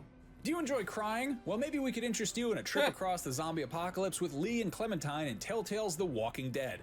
Season 1 of this episodic choose-your-own-adventure saw the studio working at the peak of its powers as agonizing decision after agonizing decision was placed in front of us on the PS3. A tonally faithful expansion of the post-apocalypse introduced in Robert Kirkman's seminal graphic novel series, Telltale's spin reinvigorated the adventure genre in 2012 and is to this day probably the most upsetting video game that involves cel-shaded zombies. Okay, that's a good number 50 right there. But okay, so Walking Dead, yeah, that was Telltale's best. I think it was like definitely for Game of the Year. I didn't play the Walking Dead one. I did play the Jurassic Park one, all 4 chapters of that one, and I had a good time with it. I thought it was so damn cringe. I thought Jurassic Park was so damn cringe. Oh, and it had a lot of cringe in it. Don't get me wrong. Yeah. Oh yeah, I couldn't make it through one chapter. But I did like how they kind of explained the lysine contingency a little bit better, other than having to read it in the book. Right. Because they just referenced it in the movie. They didn't really explain it all that well. But this one, that kind of explained it a little bit better, and how the dinosaurs were actually, surviving without the lysine and everything.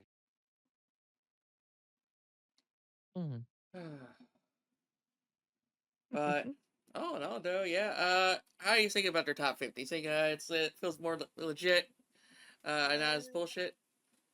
A little bullshit on some of it, but feels a little all over the place. Yeah. Some of my titles haven't shown up yet, so.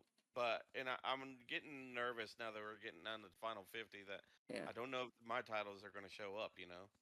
I was glad that they. Yeah.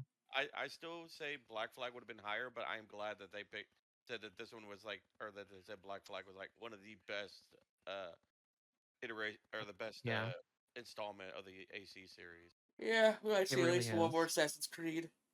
Yeah, we'll probably see at least one more, since we have seen that. Yeah, it's not just pick one from the group of the game. Oh yeah. Yeah, like if there's top 100 IPs, that'd be something. Yeah. Oh yeah. Yes, that'd be different. Yeah. Completely different, but we've already seen like several Final Fantasies and a couple GTAs. Yeah. So Vice and San Andreas are gonna be pretty high, I bet. Oh yeah. Vice and 5, definitely 5. Mm-hmm. Well, I think Five's popularity is because of a wider reach. Yeah. That and a lot of people do like modding. Yeah. As well as the Yeah. the big RP community that they have going on. Mm-hmm. Okay. Do we want to keep on going, or should we call it here? I mean, I'm good to keep going, but I mean, I'll leave that up to you two. Yeah, I'm fine with continuing. All right. It's up to you. Yeah, let's do this. We've only been here like an hour and a half. Like, not bad. I mean, luckily, it Oh, yeah. isn't as painful as some of the other, trailer showcases that we've done before, Trilly. Also true. And Yeah. It's just quick, rapid fire, and I kind of like that with big lists like this. Oh, exactly. Yeah. Number 50, though. GTA Freedom. We're made it okay to be the bad guy. Hey, take it easy, amigo. No es nada, no es nada. I left you pouring our heart out into the gutter. It is hard to even articulate how hugely influential Grand Theft Auto 3 was on video games as a medium. Without Rockstar's original satire of New York City, the open-world genre today simply wouldn't exist. GTA 3 catapulted the previously top-down Grand Theft Auto series into a 3D world that felt genuinely alive, its streets packed with unforgettable characters and underpinned by a mob movie-inspired narrative that was as funny as it was compelling. Throw in an unparalleled level of freedom, allowing players to tackle missions in different orders and different ways, plus the ability to steal any car you saw, and GTA 3's Liberty City started a legacy that is still going strong over 20 years later. Yeah. Like, I remember one of my favorite games, Division vs. the Tron Bond, which is also a slug-tilly type of simulator. It originally didn't sell well because people weren't happy about, like, oh, you're committing all these crimes, like, shooting police, blowing up vehicles, and robbing houses and stuff with these little cutesy little mascot-looking characters. But then GTA comes along, like, oh, it's okay to do crimes in video games. So yeah. And now everybody loves doing crime. Yay! There's tactics for you. I wish it would have been higher, though. Yeah. But I think it's so niche in the mainstream, so I'm shocked it got this far. Yeah. Oh, As part of the burgeoning relationship between Final Fantasy and PlayStation, series creator Hironobu Sakaguchi conceived of a tactical spin-off for Final Fantasy, combining his beloved role-playing series with a more strategic genre he loved. The result was Final Fantasy Tactics, a beautiful and thoughtful tactical RPG for sure, but it also introduced the world of Ivalice, the land which would go on to become the setting for games like Vagrant Story and Final Fantasy XII. Can you say Phil Lamar voices Ramsa? Yeah, Phil Lamar voices Ramsa in the War of the Lions remaster. I gotta hear this because, his voice is so damn deep. I'll pull it up real quick and I'll show you after. Hey, Souls fans, there you go. Demon Souls. A grimy fantasy dungeon delver thick with mystery and lore, Demon Souls' place in the halls of PlayStation history is secure thanks to being the starting point of From Software's modern legacy. It was the journey where we first rested at bonfires to restore our health, summoned unknown strangers to aid us in difficult boss battles, and fought tooth and nail to retrieve our lost souls. Demon Souls laid the foundation for bigger and better games, but that shouldn't detract from its own achievements, particularly its evocative environmental design. Thankfully, it's all been painstakingly restored and handsomely preserved in Bluepoint's fantastic PS5 remake.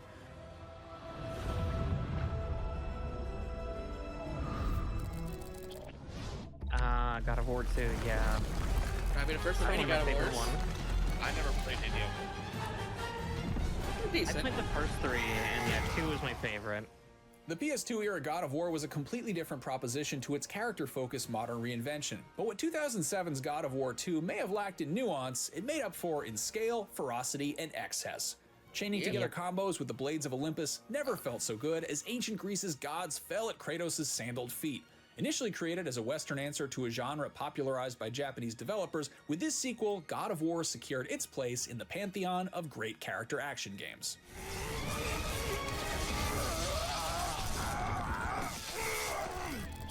Chrono Cross, huh? Oh, wow. There's the name I haven't heard. Chrono Trigger is widely regarded as one of the greatest RPGs ever made, but its sequel is equally deserving of praise. Rather than simply rehash ideas, Chrono Cross mixes everything up to huge success. Firstly, it's set in an entirely different world with new characters to bond with and stories to discover, but more importantly, its battle system is completely overhauled, mixing real-time and turn-based strategy to create one of the deepest, most fulfilling RPG experiences of its time.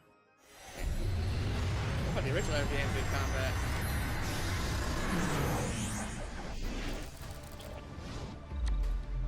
Really? Really, Peace Walker? Come on now. The beauty of Metal Gear Solid Peace Walker is how Hideo Kojima really emphasized the port. Go back to that, right? Yeah, I know he's aiming down his eye patch high. Yeah, it's become a meme. Oh my god. Become a meme. It's like blind firing. It's like blind firing. It's like, damn it! I hope those guys are out of the way because I can't see shit. The beauty of Metal Gear Solid Peace Walker is how Hideo Kojima really emphasized the portable in PlayStation Portable. Taking the stealth action gameplay the series is known for, Peace Walker delivered bite-sized missions for Big Boss to take on that could be finished in a single commute to work or school. Not only that, but the big story implications set up in Peace Walker makes this PSP outing a genuinely important part of the Metal Gear storyline.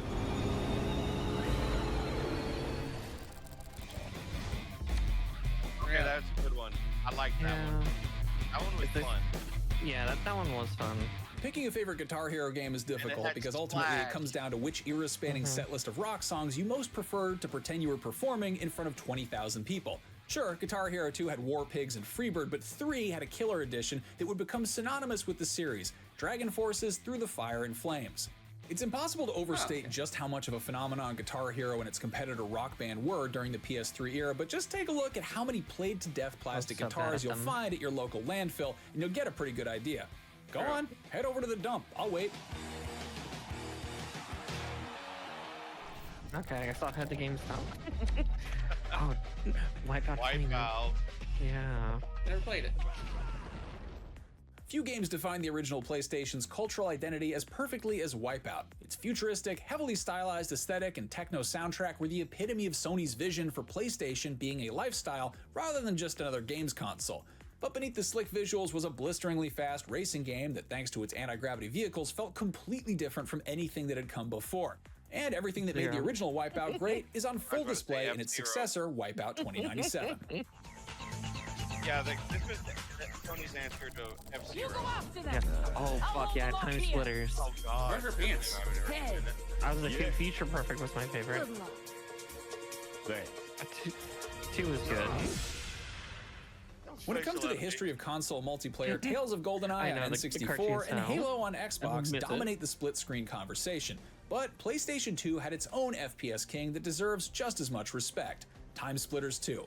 This was the essential PS2 shooter and almost certainly the reason anyone owned the 4-player multi-tap peripheral. Its arcade mode provided match after match of exciting showdowns, made all the more thrilling and esoteric by the maps and the weapons that were pulled from a whole host of different time periods and genres.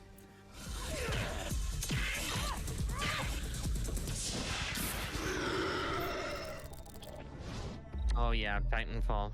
How about I say, there's your boys. Yeah. My mega boys. Got you. That was clutch. The original Titanfall was an Xbox exclusive without a campaign. When its sequel arrived on the PS4 with one of the finest set of first-person shooter single-player missions ever constructed, the series' full potential was finally realized. Toss in an exhilarating and criminally underplayed multiplayer mode to the mix, and Titanfall 2 is not just one of the best shooters to appear on a PlayStation console, but one of the best FPS games of all time. And of course, because we can't have nice things, we're still waiting on Titanfall 3. Trust me. Speaking true to me. Oh god, fastball special. There it is. There it is. A little low, but nice to see. Look, Sonny, we were set up. The deal was an ambush. After an 11-year and counting wait for Grand Theft Auto 6 to arrive, the thought of a Grand Theft Auto sequel coming only 1 year after its predecessor is unimaginable. But it happened back in 2002 with fan-favorite Grand Theft Auto Vice City promptly arriving 12 months after GTA 3. And it wasn't a quick and dirty spin-off either, or a half-baked expansion pack. Vice City was a triumph that took everything its predecessor had to offer and improved it. The characters were better, the storytelling stronger, and the decision to create an 80s set ode to Scarface, set in a fictionalized Miami, was inspired, opening the doors for an incredible soundtrack and exciting visual flair. Grand Theft Auto 3 may have laid the foundation, but Vice City coated it with irresistible style and a whole lot of neon. That's a good idea. That's a great idea. blew many hours on that. And Master Auto 39. Game of the year! It may have taken nearly 30 years, but Sony finally made a mascot platformer to rival the likes of Nintendo's Mario. It's the most recent game on this list, but it's there for a reason. Astrobot is a consistently inventive joyride through PlayStation history, paying homage to dozens of other games on this list. Even if you don't have 5 console generations worth of nostalgia for PlayStation, it's a joyful audiovisual showcase that fully embraces the quirks of the PS5's DualSense controller. Instantly one of the console's best games, its legacy will surely only grow over time. Hey, OG! Yeah. Alright, where's the code to make her naked? There would be no Uncharted without Tomb Raider. In fact, it's hard to imagine what action adventure games would look like without Lara Croft's first outing. Hitting the PlayStation in 1996, it's often considered the first game to approach storytelling in a truly cinematic manner, an outlook Sony would adopt for decades to come. It may be a little unwieldy to play at this point in time, but there's no denying the original Tomb Raider's impact. It hurts. Yeah. It is so rough. Oh, and then right after that is the other one. Yeah. Are you ready to seek your fortune? Yeah, Speaking of Uncharted, Uncharted 4: A Thief's End saw Nathan Drake contending with the prospect of retirement, attempting and then failing miserably to resist the call of adventure. An odyssey into not just the darkest dungeons, but also the minds and fraying relationships of its lead characters, Uncharted 4 was as human as Drake has ever appeared, and a reflection of the evolution of Naughty Dog as a studio. That didn't stop it from doing what the series is best known for, though, delivering blockbuster bursts of action. The Madagascar chase sequence still reigns as one of the most dynamic sequences ever experienced through a DualShock controller. This bittersweet closing chapter serves as the perfect ending for one of PlayStation's most beloved series, at least for now. Yeah, there's so many good ideas for a sequel. Alright, can't be another one yet. Yeah. Hola! Ooh. Yeah. Is that all you've got, little android? In order to fully uncover the secrets of the wild ride that is 2017's Nier Automata, you'll need to play through it 3 times. That would seem like a chore for most games, but Platinum Games' one-of-a-kind exercise in narrative structure makes that journey thrilling from start to finish. Tasked with saving a post-war planet from machine forces, it's as dynamic as it is compelling. Packed start to finish with varied gameplay approaches that range from third-person hack-and-slash action to top-down bullet hell battles. It's exactly the sort of exciting experiment synonymous with the PS1 era, making Nier Automata a I don't perfect forget, fit but that's just for because this there's a Final Fantasy 14 raid where you have to even do that. Yeah, I remember that. Yeah, so I consider it a FF14 or a Final Fantasy game because, you know. Like, Burnout Takedown, that's the best one. Nice. Sorry. Or is it? But I kind of consider Nier part of the Final Fantasy franchise now, since they literally like modeled the whole fucking like patch after it, not just like a quick little. I was 3 raid tiers, yeah. 3 raids out of it. Yep. Yeah, exposed crossovers are just a little event with like 2 side quests and a cutscene, and you get little gifts at the end. But no, this was like a whole fucking patch. Yeah. I still remember like the joke was Yoko Taro met Yoshi P, and Yoshi P's favorite class was Black Mage, and Yoko Taro was like, "How can I make Yoshi P hate his class?" Because being a Black Mage in that raid, from what I've been told, is nothing but 7 shades of painful. Yeah, it really is, and the worst part is those raids were supposed to be more difficult. Oh yeah, because he had a direct hand in it, but yeah, Yoshi P told him, "No, I don't want my players to leave." He's like, "We'll do some of this." He's like, "Yoko, we'll do some of this stuff, but not all of it." Not all of it. You get your balls, but no. Oh, and do they show up in all 3 of those? Oh god. Yeah. They do. I still yet to hear why she's dressed like that. Oh, why he has the mask? No, I get it. I'm talking about why the girls why, are dressed like the way they do. 2P and 2P and all that. Yeah, every time I bring it up, like, there's some people it's like, oh, there is a reason, but then they don't elaborate. Yeah, so. It might be explained in the game. I really haven't figured out a reason either. I don't remember at all. I heard that was kind of like a satire on fan service or something like that. Maybe, but at the same time, poor satire. Or something like that. But at the same time, I mean, it's one of those things. It's one of the universal laws. Sex does sell, so. Right. Yeah. And like I said, though, it's like, you know, the Kane even dresses even less than 2B. It's 2B's the one that's getting in all the crossovers. Yeah. Oh. I still remember and it's a fact, but it's become a joke that, 300,000 polygons were used to make her ass? Yeah. Even the Final Fantasy 14 2B outfit, the leggings, the butt is completely reshaped and resculpted to be bigger. Yep. Yep. That was one of the first things I heard about that. And the first time I ran that raid to get the, I rolled on the outfit. I was like, I'm never gonna win this.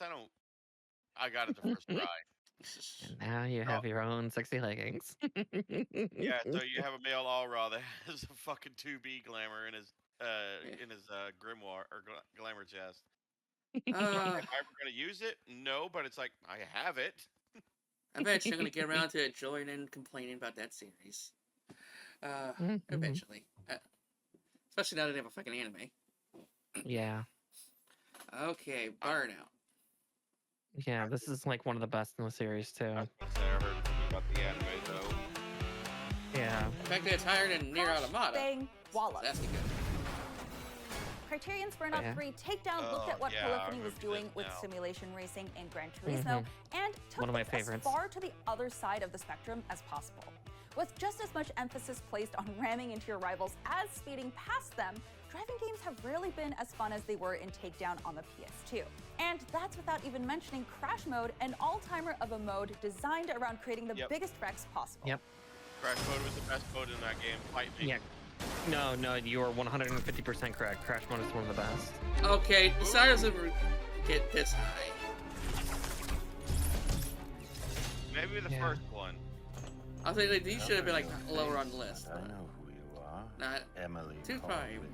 If clockwork-like intricacy and I like artistic two elegance is what you're searching for in a game, then look no further than Arcane's beautiful supernatural assassin sim, Dishonored 2. This PlayStation-friendly gateway to the player-driven ideals of early 2000s PC gaming is packed with wickedly smart level design in which targets can be attacked and approached in any way you see fit. Going stealthy or stabby is just the first choice, and Dishonored 2's world reacts appropriately to every single decision you make while playing.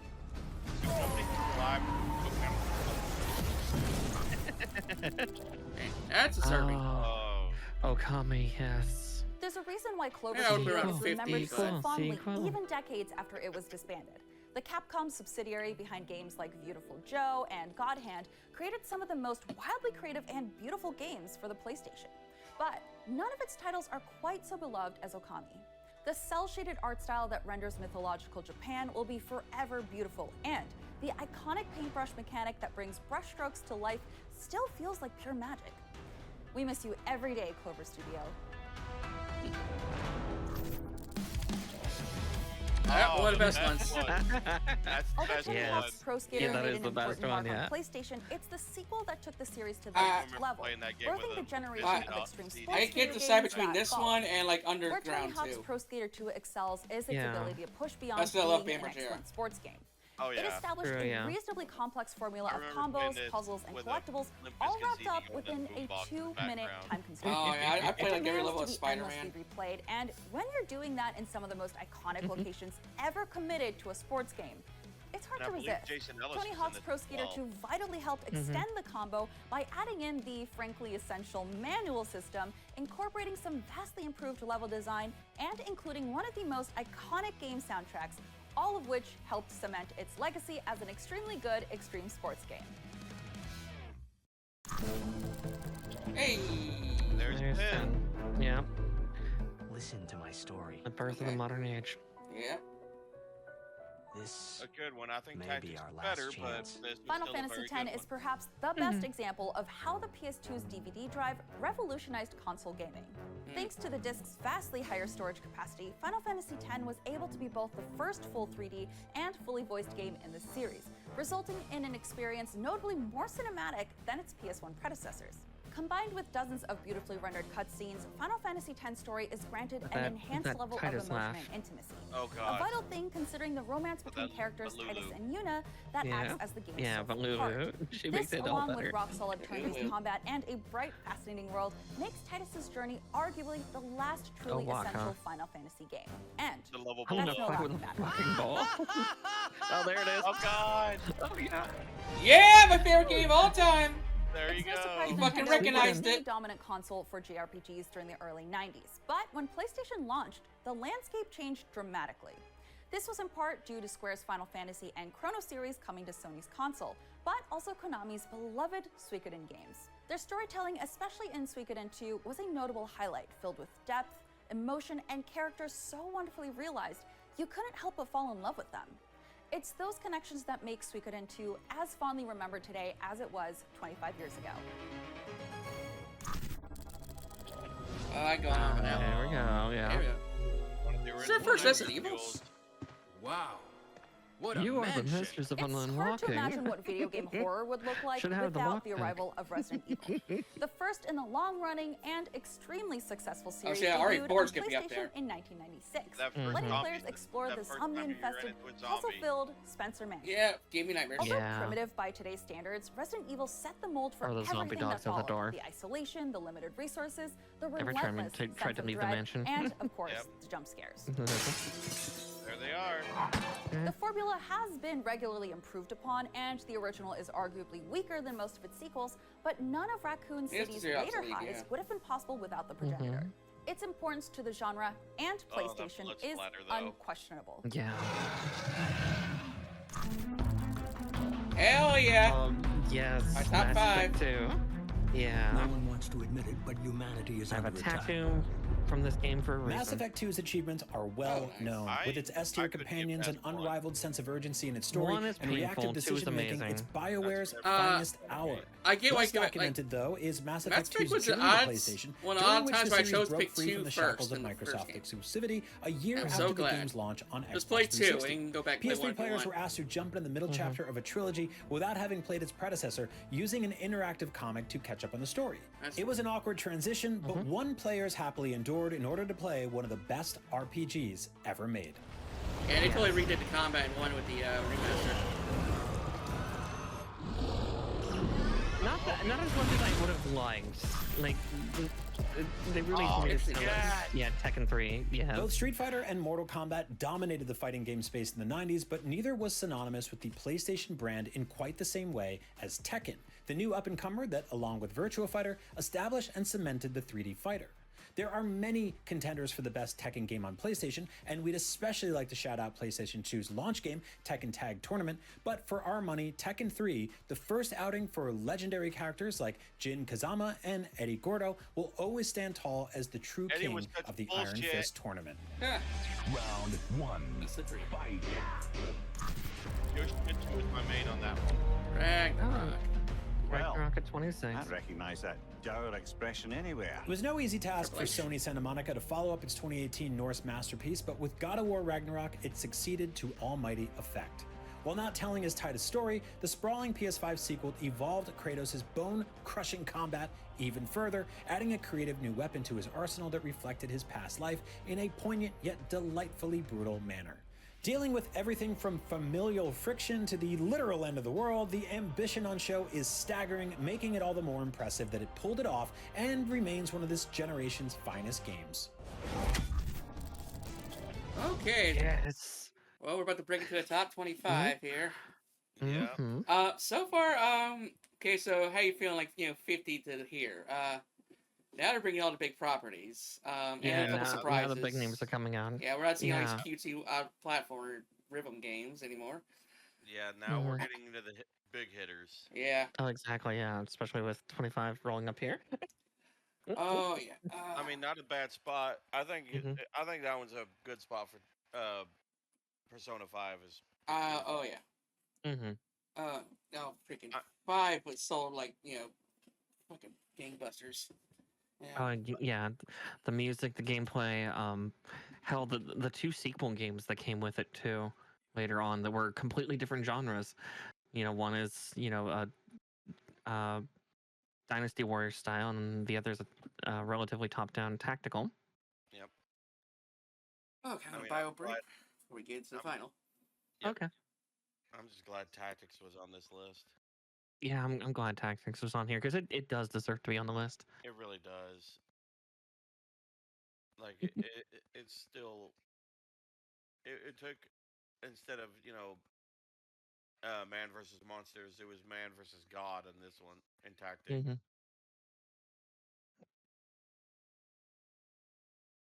That and organized religion was like the main baddie in that one. Yeah.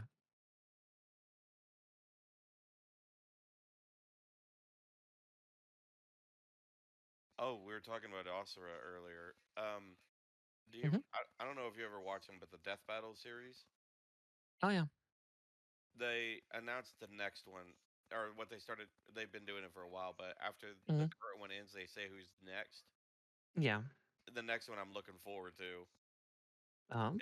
It's Kratos versus Asura. Oh jeez. Two angry men. I want Asura to Status. win that one so bad. Yeah. You Like mind. Kratos is cool, don't get me wrong. Asura is better. Yeah. He really is. Oh.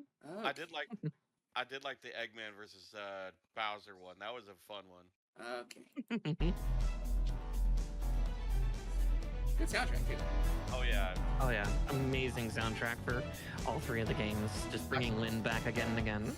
I still love, Just take a quick glance at one of its eye-catching menus or listen to 5 seconds of its acid jazz soundtrack and you'll quickly realize that no PlayStation game possesses more style than Persona 5 Royal. A 100-hour roller coaster ride through modern Tokyo and its darker parallel metaverse, the Royal version enhances the original Persona 5 by adding an extra chapter and gameplay tweaks to an already stellar I blew 140 RPG. hours going It's to a the main flashy, game. fun foray into the hearts of the worst people encountered by the Phantom Thieves, a group of teenagers pulling off Inception-like heists using monsters pocketed along the way. First chapter though Your is gang of just heroes so must do hard to all get that through. while also managing the delicate bonds created in its high school setting. Incredibly exciting from start to finish, it cemented Atlas as one of the all-time great RPG studios. Such is the code of the Phantom Thieves.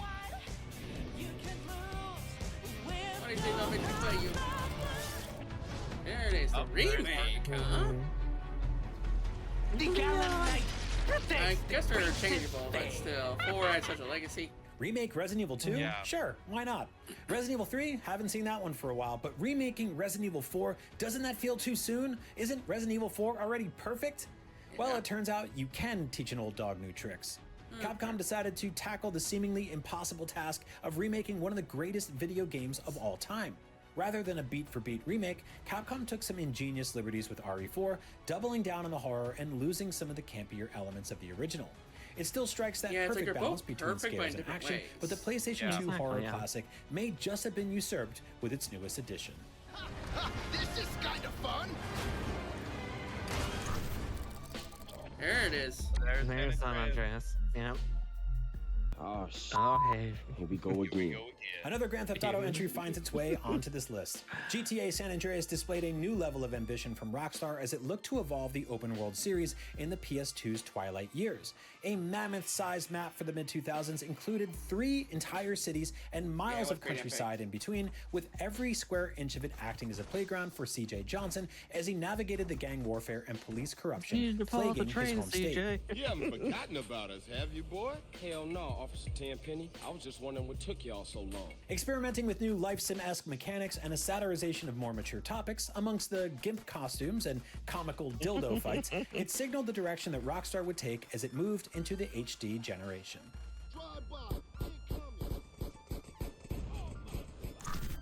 Little upset they didn't use all you had to do was follow the damn train. These next tests require cooperation. Yeah, Portal 2. Consequently, they have never been solved by a human. That's where you come in. Tucked away in 2007's Orange Box bundle was a small-scale interdimensional puzzle game called Portal. It was fun, created a few memes, had a great song, and a story, right? Well, for Portal 2, developer Valve decided a fun distraction wasn't enough. Along with a much more comprehensive story and more ingenious puzzles for the sequel, Valve doubled down on the fun with one of the best co-op modes ever made for a puzzle game or any game for that matter. Don't disappoint me. It's Mommy Glows. Oh, fuck, here's not. 30 seconds to going dark. Call of There's gonna be at Duty's least one first Black venture Ops into on a there. contemporary setting couldn't have Exactly. gone much better. A memorable globe-trotting campaign packed with instant classic missions such as All Gillied Up, combined with a multiplayer suite of maps and an online progression system that would go on to define a generation of shooters, Modern Warfare changed the game when it burst onto the PS3 in 2007.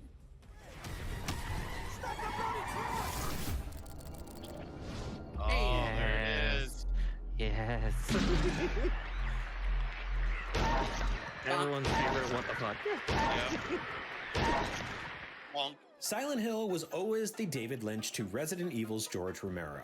The PlayStation's other iconic horror franchise prided itself on taking pure horror gaming as far as it could go, and with Silent Hill 2, Konami created an unrelenting nightmare of a game. Everything about Silent Hill 2, from its creatures to horrible locations, was meant to fill you with overwhelming dread. Forget power fantasy, this is the game that forces you to take several deep breaths and calm your nerves before you push open the doors to some new, horrifying location. Get the hell out of here! Leave me alone already! Oh, I love this one. Hey, gang. Demon Souls may have been the first flame for From Software's rise, but Dark Souls was where it truly set the bonfire ablaze. While the two share many similarities, Dark Souls left the level-like structure of its predecessor behind in favor of a fully interconnected world.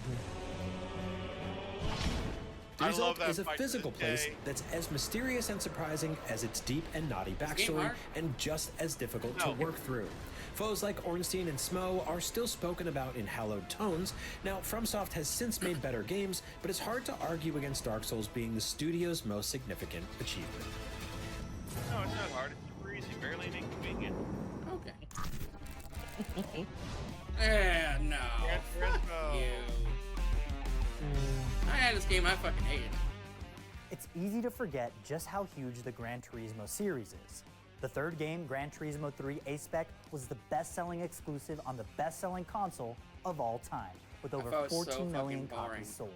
The PS2 racing sim blew people away at the time with unmatched graphical power, attention to detail, and authentic not one Twisted Metal game yet? What could so easily be an overwhelming experience for those used to the arcade rough and tumble of Need for Speed, Gran Turismo 3 managed to lure in even the most casual of fans thanks to its intelligently designed progression system that ranged from fun test track challenges to concentration testing and multi-hour endurance races. In an era when driving games were all the rage, A-Spec created an unmatched legacy, coming out on top as the best of the bunch. Yeah. Okay, I was hoping Persona 4 would be here. Yeah. Persona 4 Golden was, for many in the West, their first exposure to the beloved JRPG series. An enhanced version of the 2008 original, first seen on the PS2, Persona 4 Golden managed to successfully balance the series' trademark tone of high school antics with darker issues that plague our world, all while going on the hunt for a serial killer plaguing a rural Japanese town. The elemental rock, paper, scissors inspired turn-based combat was a fantastic stepping stone from the likes of Pokemon into a realm of more mature RPGs, which was brought to life with an unforgettable cast of characters. That, coupled with an earworm of a soundtrack and a distinct visual style, make Persona 4 Golden hands down the best game released for the PlayStation Vita. Sony's high-powered handheld might not have been a commercial hit, but it did. Yeah, like I played the shit out of the OG on the on my PS2 console, and that, like whenever I wanted to have like good nostalgia trips, I just playing a game on an old regular TV. Yeah. Nowadays, every game I play is on a fucking monitor. I actually have a giant projection TV downstairs. I've kept it alive for the last 15-20 years now. And yeah, I have my PS2, my NES, and Xbox all hooked up to it because it's like, yeah, if I want some classic gaming, I dust that off, make sure the board's still working. Oh god. But yeah, poor thing would melt. Also, I will never get over Igor's nose, how big it is in this scene. Welcome to my velvet room. But that I think Marco's heard the story, but it was like fate for me to play as Persona because I originally got it I think a year after it came out. I wanted to get it on my birthday, so because my birthday is March 31st, and the game takes place originally it takes place on April 1st, 2008. And this is 2008 when I got the game, and I decided to play the day after my birthday, April 1st, 2008. So I thought, I thought the game, it was just like me tapping into like my, my console clock system or something.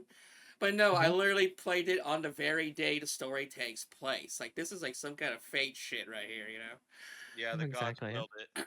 Yeah. Oh, that's awesome, though. Yeah. So, maybe on my birthday I'll start playing Persona games. There you go. Do it, yeah. Yeah.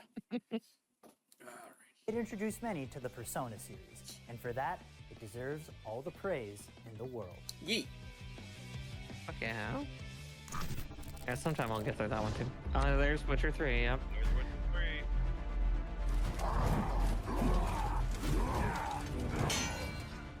Few games have had as much of an impact on RPG design as The Witcher 3 Wild Hunt.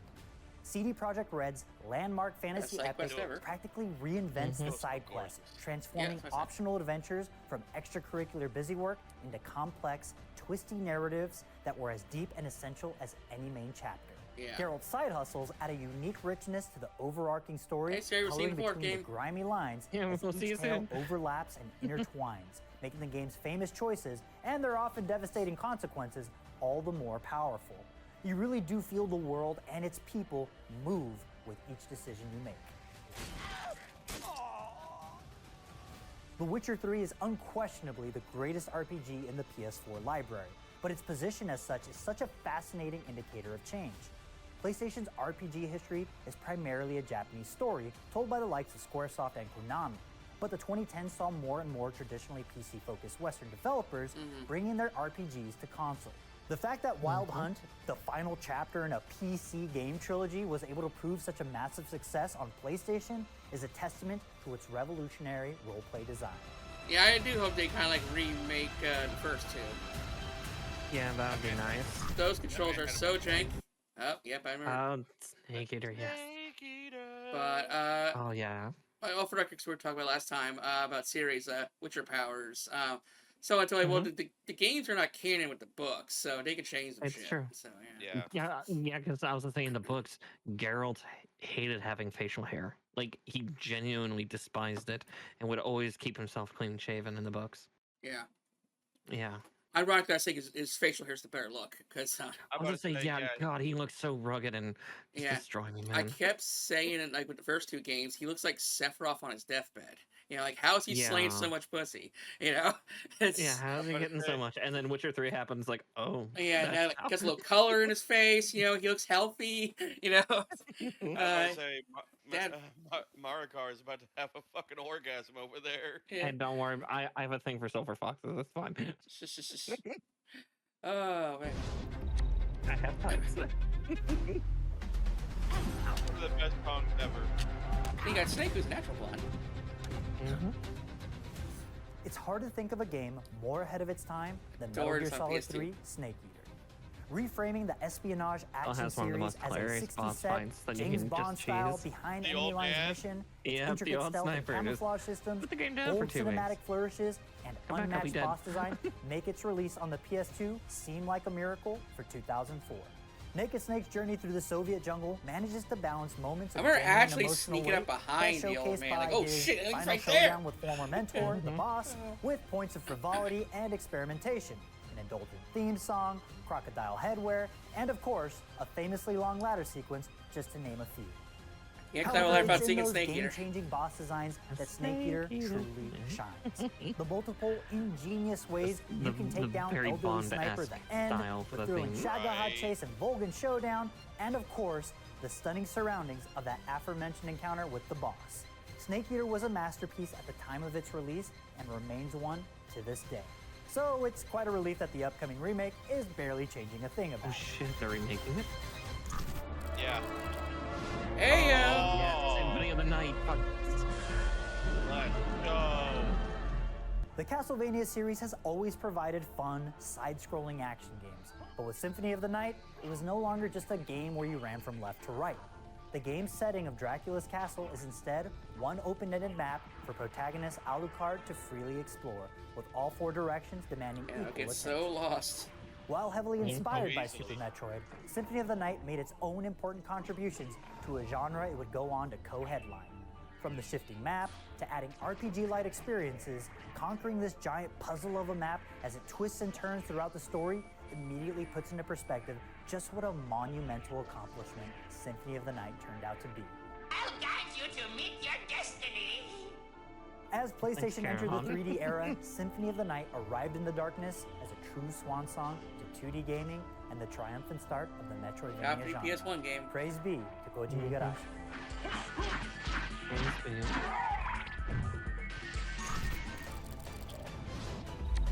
Yeah, that sounds a little high, but okay. Yeah. The biggest surprise in Elden Ring might just be how similar it is to past From Software games. But don't let the time-tested combat I and swapped epic this with boss Dark battles Souls. fool you. Elden Ring is a monumental achievement and a true evolution that rose from the primordial RPG soup Where's my Demon Armored Souls Core served up IGN? on PS3. Every Where's my corner of Armored its Core? massive open world holds some kind of secret, boss fight, or dungeon. And the freedom it extends to players feels downright radical. You understand, it's so great that even DLCs came in a year. Extinguish thy flame. While some games have a fear that players might get lost without some sort of invisible guidance, Elden Ring provides players with a few specks of light to point them in the approximate right direction, but otherwise lets them loose onto its magnificent playground. Pick a direction, encounter a boss fight that's too hard, change directions, and then you find an even harder boss. It's great.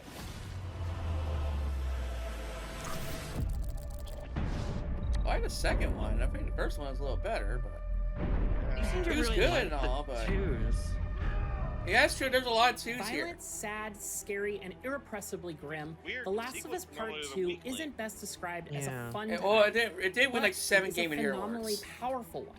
2020's Ellie-led sequel to one of the most recognizable games of all time took us to the rainy, overgrown streets of Seattle on a trip that spirals through all 7 layers of hell. Naughty Dog's most intricate combat system to date delivers fast and energetic stealth combat that's far superior to its comparatively clunky predecessor. Infected and humans alike are dispatched with difficult-to-watch ferocity. Oh, that difficult to watch? Ellie has had to grow up a lot in the time between this and the PS3 original, and both the gameplay and story brutally reflect the harsh realities of her world. Abby? But it's the introduction of Abby Hell that yeah. is Part 2's masterstroke. Her perspective into this post-apocalyptic America is initially jarring, but it proves to be a prime example of how to play with split narratives in the medium. You may not enjoy the outcome. This isn't a story that presents good and bad as a clearly defined concept, but it's a wholly ambitious swing from a studio that's willing to push the borders on what is expected from a video game. I'm not going to complain it. So I think, oh, really? There's the other one. I wouldn't think this was on a place. There are many contenders for the fucking good, best though. entry in the Resident Evil series, but our vote emphatically goes probably to the the best of the 2019 remakes. remake of Resident Evil 2. The original Resident Evil 2 took everything successful about the survival horror formula established by its older sibling and refined it. The locations were creepier, the enemies more menacing, and the scares were bigger and badder. The hell is that? The adventures of Leon and Claire in Raccoon City not only became a benchmark for Resident Evil, but also set the standard for a PlayStation blockbuster. But in every way that 1998's Resident Evil 2 improved on its predecessor, the remake also replicated in kind. It's a prime example of how to take an older game and reanimate it for a new generation of players. Pioneering a new generation of scares that are often imitated but rarely equaled, Resident Evil 2 sits atop the pile when it comes to one of PlayStation's most famous series.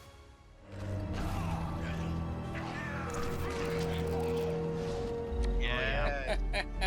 Number 10, Baldur's Gate 3. The Yep. future of Baldur's Gate hangs in the balance. Will you be the hero and save it from looming darkness? No, I'm the dark Perhaps nerds, it's bold of motherfucker. us to put Baldur's Gate 3 in the top 10.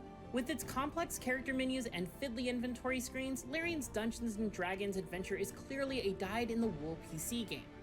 But there's no getting away from the simple fact that while Baldur's Gate 3 is far from a classic PlayStation game, it is undoubtedly one of the very best games you can play on Sony's current machine.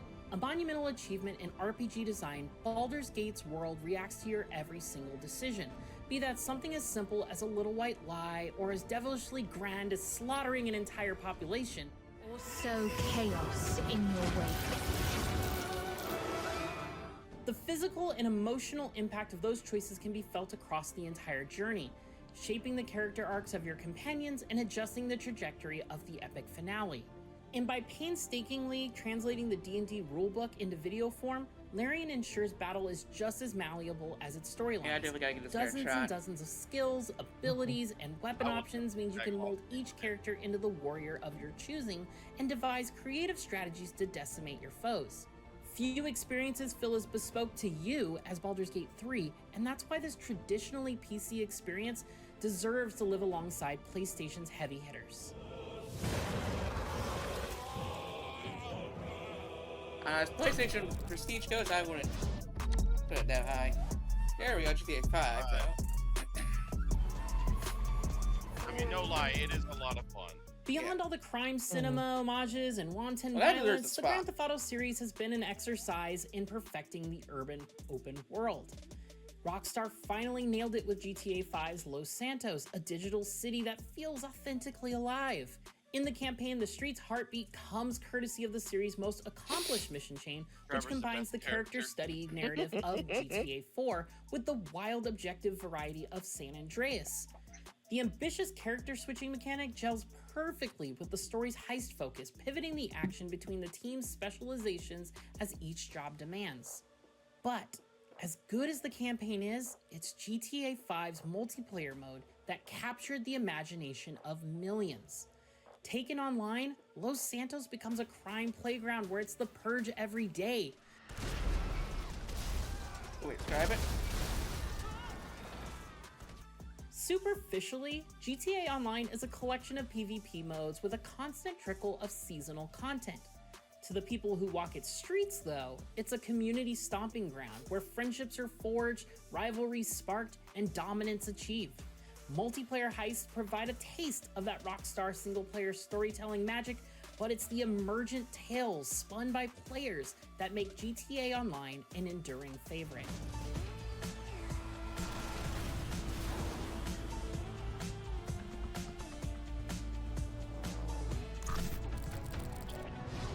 Huh, yeah.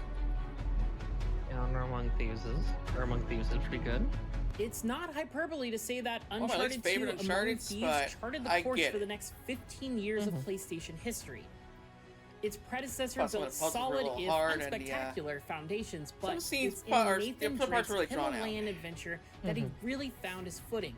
It's ironic in some ways, then, that it took him hanging off the end of a derailed mountainside train for him to do that.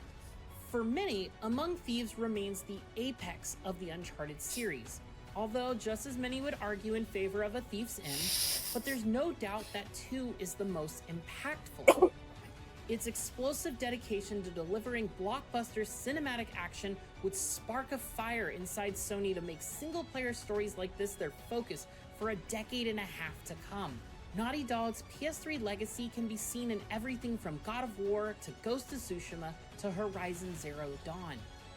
Arguably PlayStation's most important studio, the real strength of Naughty Dog's achievements began here with Uncharted 2. Yeah, PlayStation considers them their most important studio. Oh boy. Oh, yeah. that was a Yeah. good choice right there. It's okay, 'cause I remember Red Dead 1, and that was very exceptional, but never played 2. Makes us brothers. The highest ranking multi-platform game on our list, Red Dead Redemption 2 saw Rockstar hit its greatest creative heights following a chain of success that had been tied to the PlayStation since the PS2. Offering unparalleled immersion into the American West at the turn of the 20th century, the fateful tale of Arthur Morgan is arguably still the best-looking game on a PlayStation console, despite having been released on a past generation's hardware in 2018. But Red Dead Redemption 2 is so much more than just a technical achievement. It is an open-world developer firing on all cylinders, inviting you to get lost in its land full of quirky characters, genuinely worthwhile side activities, and of course, an impeccably told story. Only the feeblest of men take jobs in the government. With the devilishly charismatic Dutch Vanderland operating as his foil, Arthur steals the hearts of any who controls him, making us cherish each and every moment spent walking in his shoes. A world-weary man with a violent past looking to usher in a brighter future for those close to him, he's brilliantly reflective of the time and place he lives in. Managing to tell such an engaging and affecting tale in as huge an open-world setting as this is an art form in its own right. And through Red Dead Redemption 2, Rockstar showed us why it's the master of its craft. And the online mode is a lot of fun too. You have to love yourself. I thought people played for like a month. Oh, I played it for a lot longer than that. There's the king right there. In comparison to the new and exciting remake project, the original Final Fantasy VII looks a little quaint. The winds of time and technological progress will do that. But this landmark Japanese RPG was a game changer for Sony. Not only did it see the developer Squaresoft defect from Nintendo in order to use the power of the PlayStation to create the first ever 3D Final Fantasy, it also communicated that Sony's console could deliver much more than just arcade and sports games on your TV. Final Fantasy VII showed everyone that PlayStation was the new home of epic adventures delivered on multiple discs. Yep. Those achievements may be a thing of the past now, but Final Fantasy VII's legacy endures because of the elements that refuse to age. Its cast of detailed, emotionally driven characters develop over the course of a journey that balances personal stakes against the backdrop of a looming apocalypse. Okay, so let's try to figure out what's going to be in the top 5. Are we on number? We're at number 7 right now, yeah. I think it's a 6. Yeah, this is number 6. Yeah. Okay. God, I don't know. Okay, cause see, Surprise Sally don't got no Mega Man Legends. That'd be a shocker, right? No other Mass Effect game. Let's see here. Metal Gear Solid 1 for sure. I think will be in there. Which one? Metal Gear Solid 1. Nope. Yeah. Let's see here. We're out of GTA's. Might get in God of War, maybe. Surprised that it went left field. Medieval. Oh yeah. Yes. I don't know how that didn't make like number 90 or something. Yeah, but Medieval. Right. Yeah. Good game. It was so good, but yeah, I doubt it's gonna be there. Like yeah, all the ones I'm thinking of. Oh yeah, it was campy as shit, but that was the era because I mean there was also Gex and like. Oh, Croc. Yeah, Croc. Yeah, I'm surprised Gex ain't on here. Oh yeah, Gex didn't make it on here because yeah, that was such a that challenged so many things at the time of its release. Oh yeah, Tomb Raider's gonna be on here. Well, we might get God of War 2018. Yeah, we already got the first Tomb Raider early in the game. And I'm surprised we haven't seen like Twisted Metal or even Mortal Kombat. Yeah. Yeah. We've seen neither of them. Sadly, no Parasite Eve. Really? Oh, no Parasite Eve. I go get to PS1 without Parasite Eve. I was saying, most of the games I'm trying to think up are just old and weird niche ones. Yeah, I'm just like, yeah.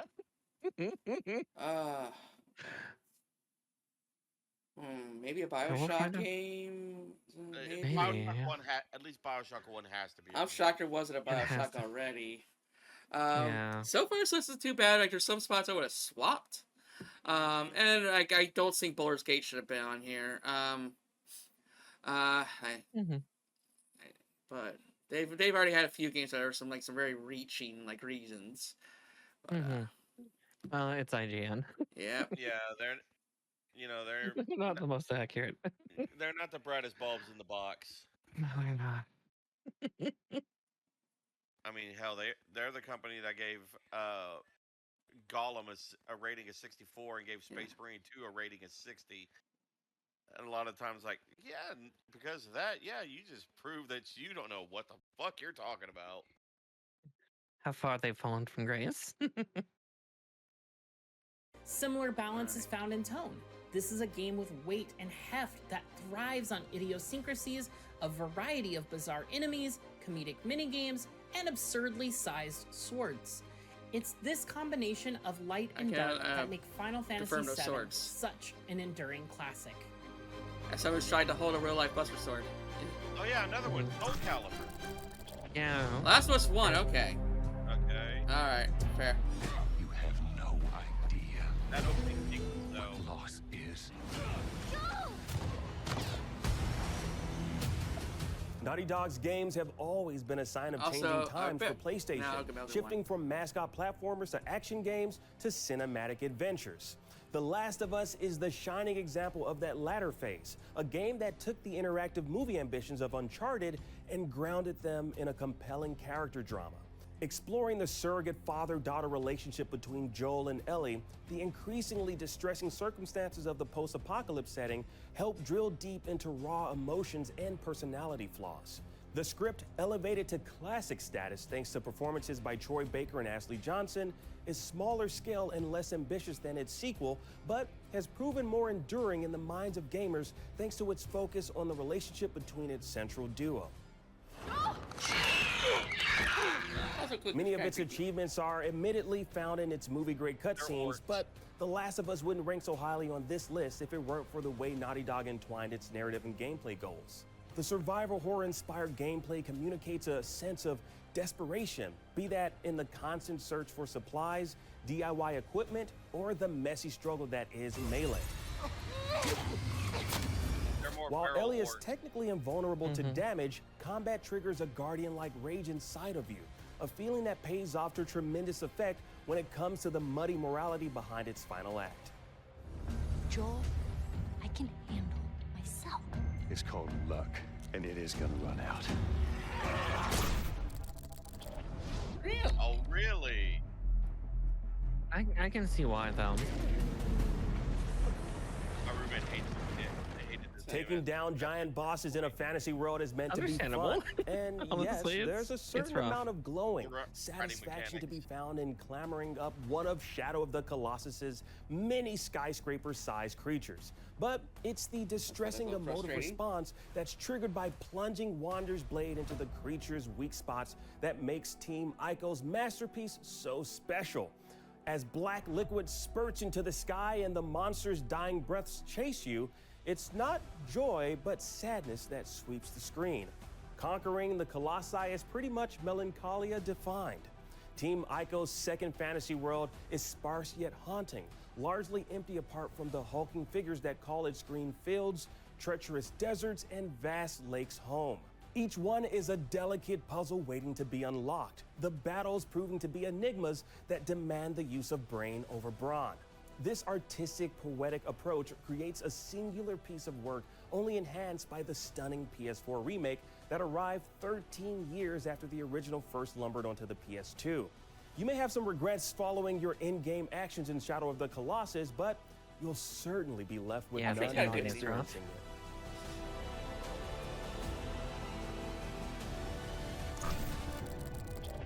Okay. Oh, hell yeah. That was one we didn't see. That is deserved. Very. At first glance, Bloodborne is another great Souls-like RPG from the studio that created the genre. But look a little deeper, and you'll find something truly sinister running through its veins. Yes, the boss fights are supreme, and the level design is tremendous, but there are dark and old secrets hidden all throughout Bloodborne. The way the game unravels such secrets for the player is the true majesty of From Software's PlayStation 4 magnum opus. This isn't just a game with hidden treasure chests behind disappearing walls. Taking direct inspiration from author H.P. Lovecraft, From Software took the concepts of arcane knowledge and eldritch horror and translated them beautifully into video game form. Parts of Bloodborne don't even reveal themselves to the player until they gain a certain amount of insight, which can only be revealed from encountering Bloodborne's most horrifying and beautiful sights. Terrifying. Bloodborne isn't just action RPG greatness, it's pure interactive literature. Hi, my car. Still love you. Yeah. Yep. Yep. Yeah. So it's got to go to Metal Gear Solid 1. My vote. We'll about find your out. true nature or his own. The peak of modern PlayStation, 2018's God of War is the quintessential cinematic blockbuster that defines Sony's first-party pedigree. Santa Monica Studios' masterpiece acts as not just the reinvention of a series, but also the reinvention of a beloved character. Slow down. Your haste will cost us. It takes Kratos on a journey as heart-wrenching as it is head-splitting. The combat is fierce and the performance is nuanced, something perfectly exemplified in the unforgettable sequence when the exiled Spartan recovers his long-buried blades, a moment that draws you in emotionally before bursting into a fiery frenzy of violence. It's all elegantly woven into a tale that tells a profoundly human story in its beautiful God-filled mythological world, all anchored by a seamless, never-cutting camera that makes sure you never miss a beat. A monumental achievement in both narrative construction and game design, it's PlayStation's best game of this century. Which means, yeah, the number one is last century. Called it! Yep, yeah. Metal Gear Solid. Yep, you nailed it. Can't be. You were killed in Zanzibar. It just totally, like, changed the video game, you know? It really did, yeah. The word PlayStation has become synonymous with a very particular kind of game, a single-player blockbuster that deftly weaves together cinematic storytelling with smart, accessible gameplay mechanics. While that reputation was truly solidified during the PS3 era, its roots go right back to 1998 and the original PlayStation's most enduring masterpiece, Metal Gear Solid. Director Hideo Kojima brought his cinema obsession to the console through a dramatic espionage story that frequently sacrificed playtime in order to examine its characters through lengthy, well-performed dialogue sequences. But it looks like our little diversion got their attention. Now's your best chance to slip in unnoticed. Despite its playful, oftentimes meta tone, Metal Gear Solid explores the theoretical real-world consequences of nuclear aggression with genuine insight, delving into subjects that remain as essential today as they did in the late 90s. Between the codec calls, though, are Metal Gear Solid's strongest achievements. We can't forget its all-important Vision Cone revealing radar, which enables a brilliant stealth experience in which Bond-like gambits are easily planned and executed. But its true highlight are the bosses, each a perfectly executed duel with its own bespoke mechanics. The fan favorite, of course, being Psycho Mantis, whose mind-reading powers gave players a start and whose input-inverting powers could only be overcome by switching controller ports. But really, every single one of Metal Gear Solid's Wild Rogues gallery is a special showdown in its own right. There are arguments to be made that later Metal Gear Solid entries went on to offer better experiences. But despite their respective achievements, none of them, nor any other game on this list, are anywhere close to being as truly revolutionary, memorable, or timeless as the original. Metal Gear Solid is the PlayStation game.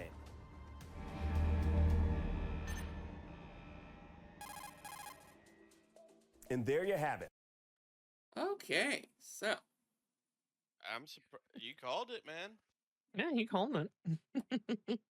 Yeah, cause usually it's FF7 or Metal Gear Solid 1 that are, like, considered, like, the best such high selling on the PS1 console. Yeah, Yeah. They're the top dogs. Metal Gear. Metal Gear. Metal Gear.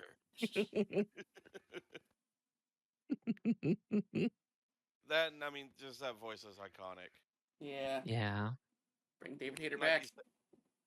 And like back. you said, the fan favorite has always been Psycho Mantis. Yeah. Just breaking the fourth wall, reading your memory card. Exactly. Yeah. Even on the remake that was on the GameCube, Twin Snakes. Yeah. I see you like to play a lot of Smash Brothers. Exactly. It's like he went back to record lines for every individual game that could have been on the memory card. Yeah, God. Dedication. Yeah, that's dedication to the craft. Oh, man. So. Oh, no. Okay. Yeah, good list. Very little, like, questionable, choices. I'm surprised. Oh, yeah. Yeah. IGN being IGN. Yeah. For genius. No, but yeah, and so, nice little, good reaction. Probably our last reaction of 2024. see you darlings next week for the last news episode 2024. See you there. But yeah, take it easy, y'all. Love yous.